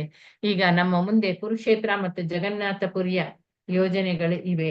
ಸದ್ಯಕ್ಕಂತೂ ನಾವು ಹಣವನ್ನು ಭಾರತದಲ್ಲೇ ವಿನಿಯೋಗ ಮಾಡ್ತೇವೆ, ಮುಂದೆ ಬೇರೆ ಕಡೆಯೂ ಮಾಡಬಹುದು. ಇದು ಅಮೆರಿಕದ ಆಧ್ಯಾತ್ಮ ಸ್ಥಿತಿಯನ್ನು ಉತ್ತಮಪಡಿಸ್ತದೆ. ಯಾವಾಗಲೂ ಗುರು ಮತ್ತು ಕೃಷ್ಣನನ್ನು ಅವಲಂಬಿಸಿರಿ, ಇದು ನಿಮ್ಮ ಪ್ರಗತಿಗೆ ಸತಸಿದ್ಧ ಅಂತ ಹೇಳಿ ಹೇಳಿ. ಓಕೆ, ಇಲ್ಲಿಗೆ ಈ 4ನೆಯ ಅಧ್ಯಾಯ ಮರಳಿ ಭಾರತಕ್ಕೆ ಅದು ಮುಗಿಯಿತು. ಇನ್ನು ಇಸ್ಕಾನ್ನ ಏಕೀಕರಣ ಎಂಬ 5ನೇ ಅಧ್ಯಾಯ. ಇಲ್ಲಿ ಪುಸ್ತಕ ಯಾರ ಹತ್ರ ಇದೆ? ಲೀಲಾಮೃತ. ಹರೇ ಕೃಷ್ಣ. ನನ್ನ ಹತ್ರ ಇದೆ, ಮತ್ತೆ 2 ನಿಮಿಷ ನಿಮಗ್ ಕಳಿಸ್ತೇನೆ. ಓಕೆ, ರೇಣಾ ಮಾತಾಜಿ ಓದ್ತೀರಾ?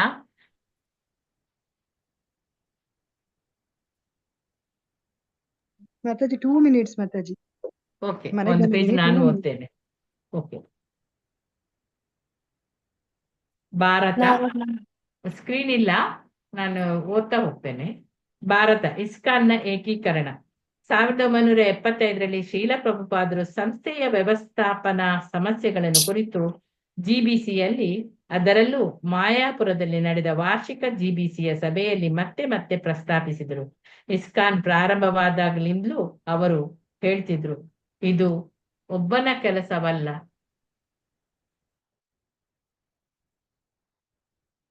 ಅದಕ್ಕಾಗಿ ಅವರು ನಿರ್ವಹಣಾ ಮಂಡಳಿಯೊಂದನ್ನು ಸ್ಥಾಪಿಸಿದರು.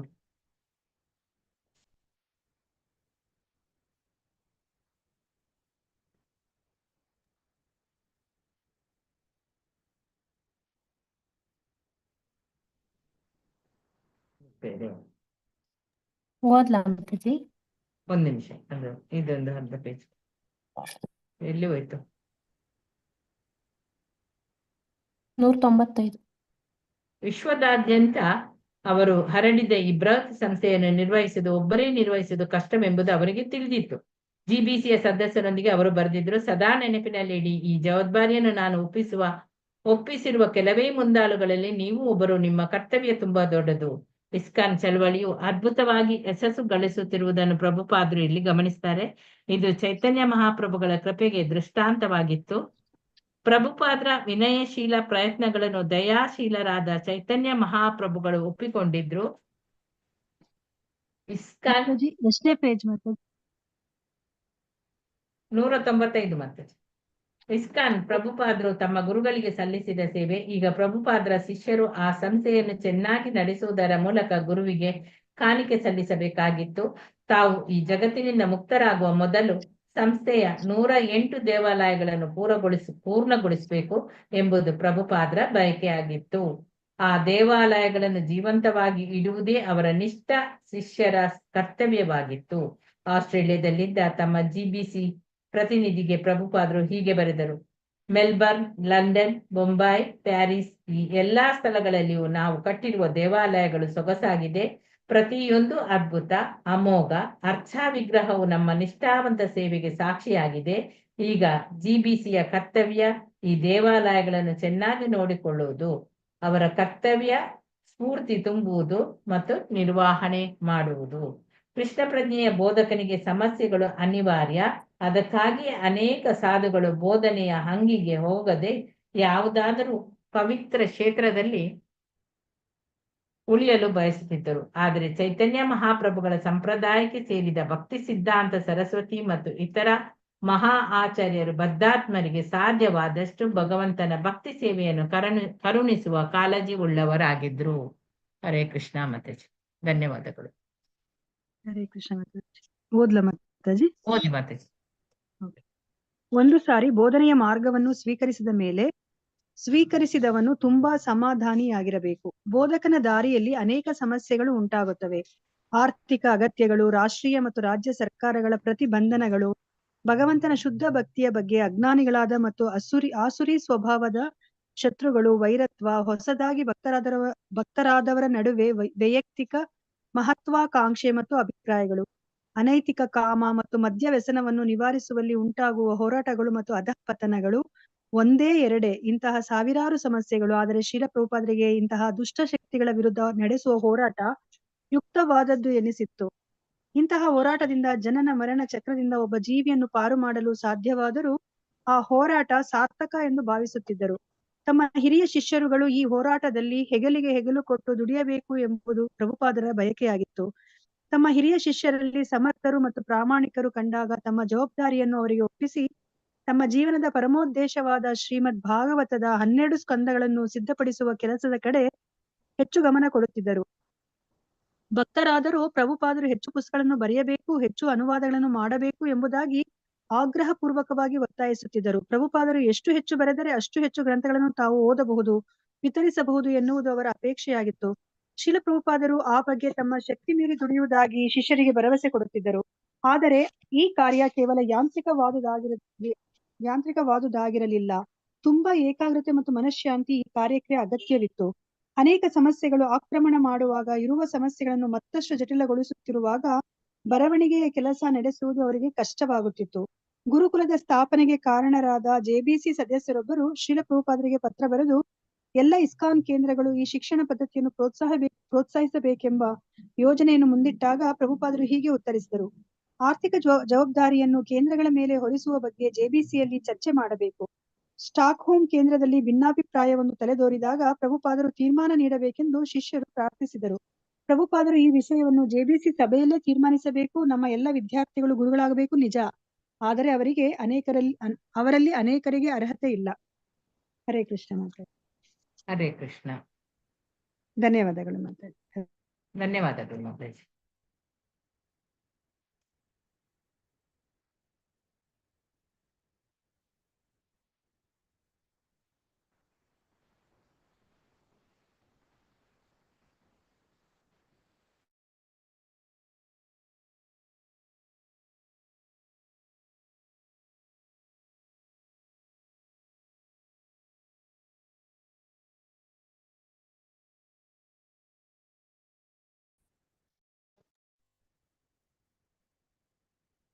ರೋಹಿಣಿ ಎಸ್ಪರ್ಟ್ ರೆಡಿ ಆಗಿರ್ಲಿ, ಈಗ ಸ್ಕ್ರೀನ್ ಹಾಕ್ತೇನೆ. ಆಯ್ತು ಮಾತಾಜಿ. ಸ್ಕ್ರೀನ್ ಬಂದಿದೆ ಮಾತಾಜಿ. ಬಂದಿದೆ ಮಾತಾಜಿ. ಕಾಮ ಪಿಪಾಸೆ ಇಲ್ಲಿಂದ ಓದಲಿಕ್ಕೆ. ಕಾಮ ಪಿಪಾಸೆ, ಅನಗತ್ಯ ಬದಲಾವಣೆಗಳು, ದೈವ ಸೋದರಲ್ಲೇ ತಿಕ್ಕಾಟ, ಎಲ್ಲಾ ಪಾಶ್ಚಾತ್ಯ ರೋಗಗಳು ಎಂಬುದಾಗಿ ಪ್ರಭುಪಾದರು ಹೇಳುತ್ತಿದ್ದರು. ಕೃಷ್ಣ ಪ್ರಜ್ಞೆ ಎನ್ನುವುದು ಒಂದು ಪರಿಪೂರ್ಣ ಪಥ. ತಮ್ಮ ಶಿಷ್ಯರು ಅದರಲ್ಲಿ ನಿಷ್ಠೆಯಿಂದ ಮತ್ತು ಹೋಯ್ತು ಮಾತಾಜಿ.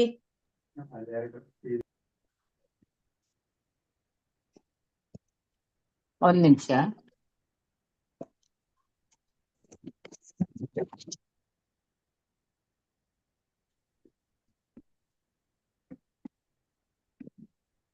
ಪೋಸ್ಟ್ ಮಾಡಿದೀನಿ ಮಾತಾಜಿ. ಹೌದೌದು ಮಾಡಿದೆ ನಾನು. ಇದರಲ್ಲಿ ಕರೆಂಟ್ ಹೋಯ್ತು, ಲ್ಯಾಪ್ಟಾಪ್ ಅಲ್ಲಿ ಕರೆಂಟ್ ಹೋಯ್ತು. ಓದಿ ಮಾತಾಜಿ ನೀವು ಅಷ್ಟೊತ್ತಿಗೆ. ಕಾಮ ಪಿಪಾಸೆ, ಅನಗತ್ಯ ಬದಲಾವಣೆಗಳು, ದೈವ ಸೋದರರಲ್ಲಿ ತಿಕ್ಕಾಟ, ಎಲ್ಲವೂ ಪಾಶ್ಚಾತ್ಯ ರೋಗಗಳು ಎಂಬುದಾಗಿ ಪ್ರಭುಪಾದರು ಹೇಳುತ್ತಿದ್ದಾರೆ. ಕೃಷ್ಣ ಪ್ರಜ್ಞೆ ಎನ್ನುವುದು ಒಂದು ಪರಿಪೂರ್ಣ ಪಥ. ತಮ್ಮ ಶಿಷ್ಯರು ಅದರಲ್ಲಿ ನಿಷ್ಠೆಯಿಂದ ಮತ್ತು ಪ್ರಾಮಾಣಿಕತೆಯಿಂದ ನಡೆದರೆ ಖಂಡಿತವಾಗಿಯೂ ಅವರು ಯಶಸ್ಸು ಗಳಿಸುತ್ತಾರೆ. ಅನೇಕ ವೇಳೆ ಪಾಶ್ಚಾತ್ಯ ರೋಗಗಳು ತಮ್ಮ ಶಿಷ್ಯರನ್ನು ಆಕ್ರಮಿಸುವುದನ್ನು ಪ್ರಭುಪಾದರು ಗಮನಿಸಿದರು. ಅದನ್ನು ತಡೆಯುವುದು ಜಿಬಿಸಿ ಸದಸ್ಯರಿಗೆ ಕೂಡ ಸಾಧ್ಯವಾಗುತ್ತಿರಲಿಲ್ಲ. ಆದರೆ ಇದರ ನಿರ್ವಹಣೆಗೆ ಸ್ವತಃ ಪ್ರಭುಪಾದರೇ ತೊಡಗುವುದಾದರೆ ಅವರು ಮಾಡಲೇಬೇಕಾಗಿದ್ದ ಬೇರೆ ಉನ್ನತ ಕಾರ್ಯಗಳನ್ನು ಮಾಡುವವರು ಯಾರು? ಅವರ ಅಭಿಪ್ರಾಯದಲ್ಲಿ ಈ ಸಮಸ್ಯೆಗಳನ್ನು ಜಿಬಿಸಿಯೇ ಬಗೆಹರಿಸಬೇಕು. ಆಗ ಮಾತ್ರ ಅವರು ನೆಮ್ಮದಿಯಿಂದ ಅನುವಾದ ಕಾರ್ಯಕ್ರಮದಲ್ಲಿ ತೊಡಗಬಹುದು. ಈ ಅಂಶವು ಶ್ರೀಮದ್ ಭಾಗವತದ 4ನೇ ಸ್ಕಂದದಲ್ಲಿ ಸೂಚಿತವಾಗಿದೆ. ಶಿಷ್ಯರ ಪ್ರವರ್ಧಮಾನಕ್ಕೆ ಬಂದ ಮೇಲೆ ಮತ್ತು ತಾವೇ ಅಧ್ಯಾಪನ ನಡೆಸಲು ಸಮರ್ಥರಾದ ಮೇಲೆ ಗುರುವು ನಿವೃತ್ತಿ ಆಗಬೇಕು. ಏಕಾಂತದಲ್ಲಿ ಕುಳಿತು ಬರವಣಿಗೆ, ನಿರ್ಜನ ಭಜನೆಯಲ್ಲಿ ತೊಡಗಬೇಕು. ಅಂದರೆ ನಿರ್ಜನ ಪ್ರದೇಶದಲ್ಲಿ ಮೌನವಾಗಿ ಕುಳಿತು ಭಕ್ತಿ ಸೇವಾ ಕಾರ್ಯದಲ್ಲಿ ತೊಡಗಿಕೊಳ್ಳಬೇಕು. ಅಂತಾರಾಷ್ಟ್ರೀಯ ಕೃಷ್ಣ ಪ್ರಜ್ಞಾ ಸಂಘದ ಶಿಷ್ಯರು ಈಗಾಗಲೇ ಜಗತ್ತಿನ ಬೇರೆ ಬೇರೆ ಭಾಗಗಳಲ್ಲಿ ಬೋಧನಾ ಕಾರ್ಯದಲ್ಲಿ ತೊಡಗಿದ್ದಾರೆ. ತಮ್ಮ ಗುರುಗಳು ನಿವೃತ್ತರಾಗಲು ಈಗ ಅವರು ಅವಕಾಶ ಮಾಡಿಕೊಡಬೇಕು. ಬೋಧನಾ ಕಾರ್ಯದಿಂದ ಮುಕ್ತರಾಗಿ ತಮ್ಮ ಬದುಕಿನ ಕೊನೆಯ ಹಂತದಲ್ಲಿ ಗುರುಗಳ ನಿರ್ಜನ ಭಜನೆಯಲ್ಲಿ ತೊಡಗುವುದು ಸಾಧ್ಯವಾಗಬೇಕು. ಬೋಧನೆಯ ಜವಾಬ್ದಾರಿಯನ್ನು ಶಿಷ್ಯರು ತಾವೇ ವಹಿಸಿಕೊಳ್ಳಬೇಕು. ಆದರೆ ಬಿರುಗಾಳಿಯನ್ನು ತಡೆದು ನಿಲ್ಲಿಸುವುದು ಯಾರಿಗೆ ಸಾಧ್ಯ? ಸಮಸ್ಯೆಗಳು ಹೆಚ್ಚಾದಾಗ ತಂದೆಯ ಬಳಿಗೆ ಓಡುವ ಮಕ್ಕಳಂತೆ ಶಿಷ್ಯರು ಪ್ರಭುಪಾದರ ಬಳಿಗೆ ಓಡುತ್ತಾರೆ. ನೀವು ನಿಮ್ಮ ಬರವಣಿಗೆಯಲ್ಲಿ ತೊಡಗಿಕೊಳ್ಳಿ ಎಂದು ಹೇಳುತ್ತಲೇ ಗಂಭೀರ ಸಮಸ್ಯೆಯೊಂದನ್ನು ಅವರು ತೊಡೆಯ ಮೇಲೆ ಹಾಕುವ ಶಿಷ್ಯರೂ ಉಂಟು. ಒಮ್ಮೆ ಅಮೆರಿಕಾದ ಒಬ್ಬ ಕೃಷ್ಣ ಪ್ರಜ್ಞಾ ಸಂಸ್ಥೆಯ ಮುಖ್ಯಸ್ಥ ಪ್ರಭುಪಾದರಿಗೆ ಪತ್ರ ಬರೆದು ಕೆಲವರು ಶಿಷ್ಯರು ಸಂಸ್ಥೆಯ ನಿಯಮಗಳನ್ನು ಸರಿಯಾಗಿ ಪಾಲಿಸುತ್ತಿಲ್ಲ ಎಂಬುದನ್ನು ತಿಳಿಸಿ ಅದೇ ಉಸಿರಿನಲ್ಲೇ ಶ್ರೀಲ ಪ್ರಭುಪಾದರು ಇಂಡಿಯಾದಲ್ಲೇ ಉಳಿದು ಶಾಂತಿ ಸ್ಥಿತಿಯಲ್ಲಿ ತಮ್ಮ ಬರವಣಿಗೆಯಲ್ಲಿ ಮುಂದುವರಿಯಬೇಕೆಂದು ಸೂಚಿಸಿದ್ದರು. ಪ್ರಭುಪಾದರು ಅವರಿಗೆ ಹೀಗೆ ಉತ್ತರ ಬರೆದರು: ಹಳೆಯ ಸ್ವಭಾವಗಳು ಮತ್ತೆ ಮರುಕಳಿಸಿದರೆ ಕತೆ ಮುಗಿದ ಹಾಗೆ. ನಿಮ್ಮ ಪತ್ರದಿಂದ ನನ್ನ ಶಾಂತಿ ಕಳೆದು ಹೋಗಿರುವಾಗ ನಾನು ಹೇಗೆ ತಾನೇ ಏಕಾಗ್ರತೆಯಿಂದ ಪುಸ್ತಕ ರಚನೆಯಲ್ಲಿ ತೊಡಗಬಲ್ಲೆ? ಅದು ನನಗೆ ಅಸಾಧ್ಯ. ನನಗೆ ಈ ವಿಷಯಗಳನ್ನೆಲ್ಲ ತಿಳಿಸಲೇಬೇಡಿ. ಆಗ ಮಾತ್ರ ನಾನು ವೃಂದಾವನದಲ್ಲಿ ಕುಳಿತು ಬರವಣಿಗೆ ಕೆಲಸವನ್ನು ಮುಂದುವರಿಸಬಲ್ಲೆ. ಶ್ರೀಲ ಪ್ರಭುಪಾದರು ಅನೇಕ ಬಾರಿ ಒಂದು ಮಾತು ಹೇಳುತ್ತಿದ್ದರು, ನಾನು ಇನ್ನು ವೃಂದಾವನದಲ್ಲಿ ಕುಳಿತುಕೊಳ್ಳಬೇಕು. ಈ ಮಾತನ್ನು ಕೇಳಿ ಸಂನ್ಯಾಸಾತ್ಮಕವಾದ ಸಮಾಜವನ್ನು ತಿದ್ದುವ ಹೊಣೆಗಾರಿಕೆಯಿಂದ ಪ್ರಭುಪಾದರು ತಪ್ಪಿಸಿಕೊಳ್ಳಲು ಬಯಸುತ್ತಿದ್ದಾರೆ ಎಂದು ಯಾರಾದರೂ ಭಾವಿಸಬೇಕು. ಇಸ್ಕಾನ್ ಸಂಸ್ಥೆಯನ್ನು ಯಾವತ್ತೂ ಅವರು ಕೈಬಿಡುವುದಿಲ್ಲ ಎಂಬುದು ಎಲ್ಲರಿಗೂ ಗೊತ್ತಿತ್ತು. ಕೃಷ್ಣ ಪ್ರಜ್ಞಾ ಚಳುವಳಿಯನ್ನು ಪ್ರಾರಂಭಿಸಿ ಮುನ್ನಡೆಸುವ ಮೂಲಕ ಜಗದ್ರಕ್ಷಣೆಗಾಗಿ ಅವರು ಈಗಾಗಲೇ ತಮ್ಮ ಬದುಕನ್ನು ದಾರಿ ಎರೆದಿದ್ದಾರೆ. ಆದರೆ ಅವರ ಶಿಷ್ಯರಿಗೆ ಬುದ್ಧಿ ಬರುವುದು ಯಾವಾಗ? ಶ್ರೀಲ ಪ್ರಭುಪಾದರು ಹೀಗೆ ಬರೆದರು, GBC ಎಲ್ಲಾ ಹೊಣೆಗಾರಿಕೆಯಿಂದಲೂ ನನ್ನನ್ನು ಬಿಡುಗಡೆ ಮಾಡಬೇಕು ಎಂದರೆ ನನ್ನ ಹೊಣೆಯನ್ನೆಲ್ಲ ಈಗ ಅವರು ವಹಿಸಿಕೊಳ್ಳಬೇಕು. ಪ್ರಭುಪಾದರು ಮತ್ತೆ ಮತ್ತೆ ಒಂದು ಮಾತು ಹೇಳುತ್ತಿದ್ದರು, ನಾನು ಮಾಡಿದಂತೆ ನೀವು ಮಾಡಿ. ಓದ್ಲಾ ಮಾತಾಜಿ? ಇಲ್ಲ ಸ್ಕ್ರೀನ್ ಎಷ್ಟು ಪೇಜ್ ನಂಬರ್ ಮಾತಾಜಿ ಅದು? 198ನೇ ಪೇಜ್ ಮಾತಾಜಿ. ಕೆಳಗಡೆಯಿಂದ 2ನೇ ಪ್ಯಾರ ಓದ್ಬೇಕು. ಓಕೆ. ರತ್ನ ಮಾತಾಜಿ ಓದ್ತೀರಾ? ಹರೇ ಕೃಷ್ಣ. 6 ನಿಮಿಷ ಇದೆ. ರೋಹಿಣಿ ಮಾತಾಜಿ ಓದಿ. ಹರೇ ಕೃಷ್ಣ ಮಾತಾಜಿ. ಇಸ್ಕಾನ್ ಇಲ್ಲಿಂದಲ್ಲ, ಇಸ್ಕಾನ್ ಎಲ್ಲ ಸಂಗತಿಗಳನ್ನು ಅಲ್ವಾ? ಹೌದು. ಅಲ್ಲ ಮಾತಾಜಿ, ಮೇಲ್ಗಡೆ ಪ್ಯಾರ ಮಾತಾಜಿ. ಶಾಂತಿಯಿಂದ ಅನುವಾದ ಅಲ್ಲಿಂದ ಬಂದಲ್ವಾ? ಶಾಂತಿಯಿಂದ ಅನುವಾದ ಕೆಲಸ ಮಾಡಲಿ ಅಲ್ಲಿಂದಲ್ವಾ ಮಾತಾಜಿ? ಇನ್ನೊಂದ್ ಲೈನ್ ಮೇಲಿದೆ, ನಾನು GBC ಯನ್ನು ಮಾಡಿದ್ದು ಏಕೆ, ಎಲ್ಲಾ ಕಾರ್ಯಗಳು ನೀವು. ಇವಾಗ ಓದಿ ಮಾತಾಜಿ. ಶಾಂತಿಯಿಂದ ಅನುವಾದ ಕೆಲಸ ಮಾಡಲಿ. ಆದ್ದರಿಂದ ಎಲ್ಲಾ ಸಂಗತಿಗಳು ಸದ್ಯಕ್ಕೆ ನನ್ನ ಗಮನಕ್ಕೆ ಬರದಿರಲಿ. ಮಾಯಾಪುರದಲ್ಲಿ ನಾವು ಸೇರುತ್ತೇವಲ್ವಾ, ಆಗ GBC ಸಭೆಯಲ್ಲೇ ಆ ಬಗ್ಗೆ ಚರ್ಚೆ ಮಾಡೋಣ. ಆಧ್ಯಾತ್ಮಿಕ ಪ್ರಶ್ನೆಗಳಿರಲಿ ಅಥವಾ ಕೇವಲ ಲೌಕಿಕ ಪ್ರಶ್ನೆಗಳಿರಲಿ, ಮಾಯಾಪುರದಲ್ಲಿ ನಾವು ಸೇರುವವರೆಗೆ ನನ್ನ ಬಳಿ ಅವುಗಳನ್ನು ಪ್ರಸ್ತಾವಿಸುವುದು ಬೇಡ. ಇಸ್ಕಾನ್ ಎಲ್ಲ ಸಂಗತಿಗಳು ನಿರ್ವಹಿಸುವುದು JBCಯ ಹೊಣೆಗಾರಿಕೆ ಎಂಬುದಾಗಿ ಶ್ರೀಲ ಪ್ರಭುಪಾದರು ಹೇಳುತ್ತಿದ್ದರು. ಒಳ್ಳೆಯದಕ್ಕೋ ಕೆಟ್ಟದಕ್ಕೋ ಒಟ್ಟಿನಲ್ಲಿ ತಮ್ಮ ಎಲ್ಲಾ ಶಿಷ್ಯರು JBCಯ ಅಧಿಕಾರವನ್ನು ಒಪ್ಪಿಕೊಳ್ಳಬೇಕು. JBCಯ ಸದಸ್ಯರೆಲ್ಲ ಒಟ್ಟಿಗೆ ಸೇರಿ ತಮ್ಮ ಮಾರ್ಗದರ್ಶನದಲ್ಲಿ ಕೆಲಸ ಮಾಡಿದಾಗ ಎಂತಹದೇ ಸಮಸ್ಯೆಯನ್ನು ಬಗೆಹರಿಸಬಹುದು ಎಂಬುದು ಪ್ರಭುಪಾದರ ನಂಬಿಕೆಯಾಗಿತ್ತು. ಆದರೆ JBC ಸದಸ್ಯರು ಪ್ರಭುಪಾದ ಪ್ರಶಾಂತ ಮನಸ್ಥಿತಿಯಲ್ಲಿ ಗ್ರಂಥ ರಚನೆಯಲ್ಲಿ ಮತ್ತೆ ಸ್ವಲ್ಪ ಮೇಲ್ ಮಾಡಿ ತೊಡಗುವುದಕ್ಕೆ ಬಿಡುತ್ತಾರೆಯೇ ಎನ್ನುವುದು ಅನುಮಾನದ ಸಂಗತಿಯಾಗಿತ್ತು. ಮತ್ತೆ ಸ್ವಲ್ಪ ಮೇಲೆ ಮಾತಾಡಿ.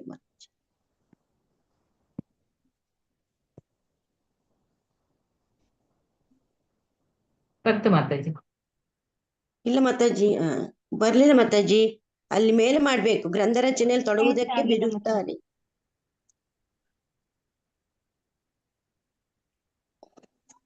ಬಂದಿಲ್ಲ ಬಾಕಿಯವರಿಗೆ? ಇಲ್ಲ ಮಾತಾಜಿ, ಬಂದಿಲ್ಲ. 199ನೇ ಪೇಜ್ ಬರ್ಬೇಕು. 198 ಸ್ಟಕ್ ಆಗಿದೆ. ಯಾಕೆ ಇದು? ಒಂದ್ಸಲ ಕರೆಂಟ್ ಹೋದ್ರೆ ಬಾರಿ ಕಷ್ಟ. ಸ್ಕ್ರಾಲ್ ಮಾಡ್ಬೇಕಾದ್ರೆ ಸ್ಕ್ರಾಲ್ ಮಾಡಿದೆ, ನನ್ಗೆ ಇಲ್ಲಿ ಬಂದಿದೆ. ನಮಗೆ ಬರ್ಲಿಲ್ಲ ಮಾತಾಜಿ, ಅಲ್ಲಿಗೆ ಸ್ಟಕ್ ಆಯ್ತು ಅವ್ರು ಹೇಳಿದಾಗೆ. ಹಿಂದೆ ಮತ್ತೆ ಮುಂದೆ ಮಾಡಿ ಮಾತಾಜಿ, ಹಿಂದೆ ಮುಂದೆ ಮಾಡಿ, ಅವಾಗ ಚೇಂಜ್.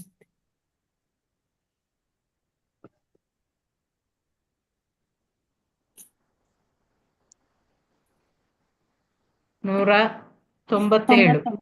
99 ಮಾತಾಜಿ.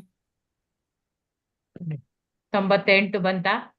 ಅದರಲ್ಲೇ ನಿಂತಿರೋದು ಮಾತಾಜಿ. ಅದು 98ರಲ್ಲೇ ಸ್ಟಕ್ ಆಗಿರೋದು. ಇಲ್ಲಿ ಈಗ ಸ್ಟಾಪ್ ಶೇರ್ ಮಾಡಿ ಮತ್ತೆ ಪುನಃ ಹಾಕ್ತೇನೆ. ಇನ್ನು 2 ನಿಮಿಷ ಇದೆ ಮಾತಾಜಿ, 6 ಗಂಟೆಗೆ ನೋಡೋಣ ಯಾಕೆ ಬರುದಿಲ್ಲ. ಗೊತ್ತಾಯ್ತು ಈಗ ಬಂತಾ? ಬಂತು. ಸೆಪ್ಟೆಂಬರ್ನಲ್ಲಿ JBCಯ ಸನ್ಯಾಸಿ 1975. 1975ರಲ್ಲಿ ಕೆಲವರು JBC ಸದಸ್ಯರು ಸೇರಿದಂತೆ ಇಸ್ಕಾನ್ ಕಾರ್ಯಕರ್ತರ ನಡುವೆ ಒಂದು ಭಿನ್ನಾಭಿಪ್ರಾಯ ತಲೆದೋರಿತ್ತು. ಸಮಸ್ಯೆ ಇಷ್ಟೇ, ಇಸ್ಕಾನ್ ಗೃಹಸ್ಥ ಸದಸ್ಯರು ಸಂಸ್ಥೆಯ ಆಧ್ಯಾತ್ಮಿಕ ನಾಯಕರಾಗಬಹುದೇ? ಕೃಷ್ಣಾಪ್ರಜ್ಞ ತತ್ವದ ಪ್ರಕಾರ ಯಾವನೇ ಭಕ್ತ, ಆತನ ಆಶ್ರಮ ಯಾವುದೇ ಇರಲಿ, ಶುದ್ಧೀಕರಣಗೊಂಡು ಅರ್ಹತೆಯನ್ನು ಪಡೆದು ಆಧ್ಯಾತ್ಮಿಕ ನಾಯಕನಾಗಬಹುದಿತ್ತು. ಇಷ್ಟಾಗಿಯೂ ಭಿನ್ನಾಭಿಪ್ರಾಯ ಬೆಳೆಯುತ್ತಲೇ ಹೋಗಿತ್ತು. ಸೆಪ್ಟೆಂಬರ್ನಲ್ಲಿ ಬಿಬಿಸಿಯ ಸನ್ಯಾಸ ಸದಸ್ಯೊಬ್ಬರು ಅಮೆರಿಕದ ಬೃಂದಾವನಕ್ಕೆ ಬಂದಿಳಿದರು. ಗೃಹಸ್ಥನಾದ ಜೆಬಿಸಿ ಇನ್ನೊಬ್ಬ ಸದಸ್ಯರು ನಾಯಕರಾಗ ಅರ್ಹರಲ್ಲ ಎಂಬುದು ಅವರ ವಾದವಾಗಿತ್ತು. ಶೀಲ ಪ್ರಭುಪಾದರು ಯಥಾ ಪ್ರಕಾರ ಈ ವಿಷಯದ ಬಗ್ಗೆ ಜೆಬಿಸಿ ವಾರ್ಷಿಕ ಸಭೆಯಲ್ಲಿ ತೀರ್ಮಾನ ತೆಗೆದುಕೊಳ್ಳೋಣ ಎಂದು ಹೇಳಿದರು. ಮಾರನೇ ದಿನ ರಾಮೇಶ್ವರದಿಂದ ಒಂದು ಪತ್ರ ಬಂತು. ಪ್ರಭುಪಾದರು ಅನುವಾದ ಕಾರ್ಯವನ್ನು ಮುಂದುವರಿಸಬೇಕೆಂದು ಅಲ್ಲಿ ಹೇಳಲಾಗಿತ್ತು. ಪ್ರಭುಪಾದರು ಉತ್ತರ ಬರೆದರು. ನಾನೇನು ಬರವಣಿಗೆ ಕೆಲಸ ಮಾಡಲು ಸಿದ್ಧನಾಗಿದ್ದೇನೆ. ಆದರೆ ಒಬ್ಬ ನಾಯಕ ಇನ್ನೊಬ್ಬನ ವಿರುದ್ಧ ದೂರು ಸಲ್ಲಿಸಲು 10,000 ಮೈಲಿ ದೂರದಿಂದ ಹಾರಿ ಬರುತ್ತಾನೆ ಎಂದಾದರೆ ನಾನು ಏನು ತಾನೇ ಮಾಡಬಲ್ಲೆ?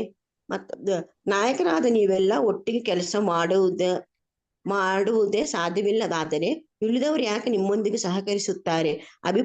ಅಭಿಪ್ರಾಯ ಭೇದಗಳಿರುತ್ತವೆ. ಇದ್ಯಾಗೂ ನೀವೆಲ್ಲ ಒಟ್ಟಿಗೆ ಕೆಲಸ ಮಾಡಬೇಕು. ಇಲ್ಲವಾದರೆ ಅನೇಕ ಸಮಸ್ಯೆಗಳು ಮತ್ತು ತೀರ್ಮಾನಗಳು ಹೊಣೆಯಿಂದ ನನ್ನನ್ನು ನೀವು ಬಿಡುಗಡೆ ಮಾಡಿದಂತೆ ಇಲ್ಲಿ ಆಯಿತು. ಮಾರನೇ ಅಂತಾರಾಷ್ಟ್ರೀಯ ವಾರ್ಷಿಕೋತ್ಸವ ಸಮೀಪಿಸಿತ್ತು. ಜೆಬಿಸಿಯ ನ್ಯಾಯಪೀಠದಲ್ಲಿ ಅನೇಕ ಅತೃಪ್ತ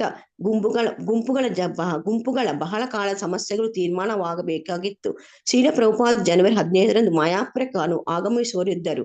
ಜೆಬಿಸಿ ಸಭೆ ನಡೆಯುವುದಕ್ಕೆ ಮತ್ತು ಶಿಷ್ಯರೆಲ್ಲ ಸೇರುವುದಕ್ಕೆ ಇನ್ನೂ 2 ತಿಂಗಳ ಸಮಯವಿತ್ತು.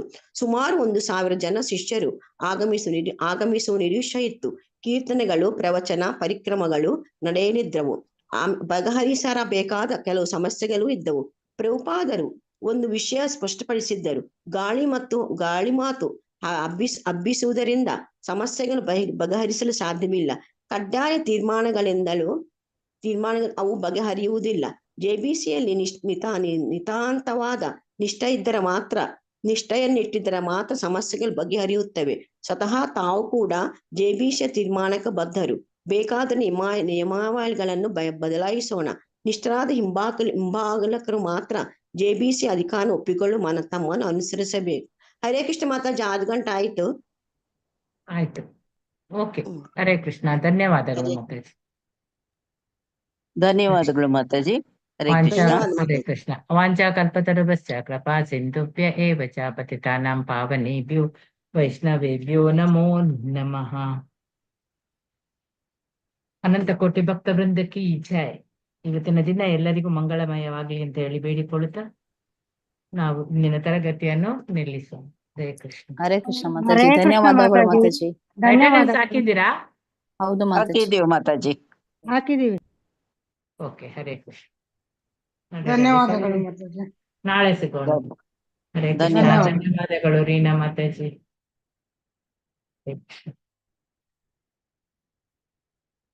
ಪಲ್ಲವಿ. ಹರೇ ಕೃಷ್ಣ ಮಾತಾಜಿ.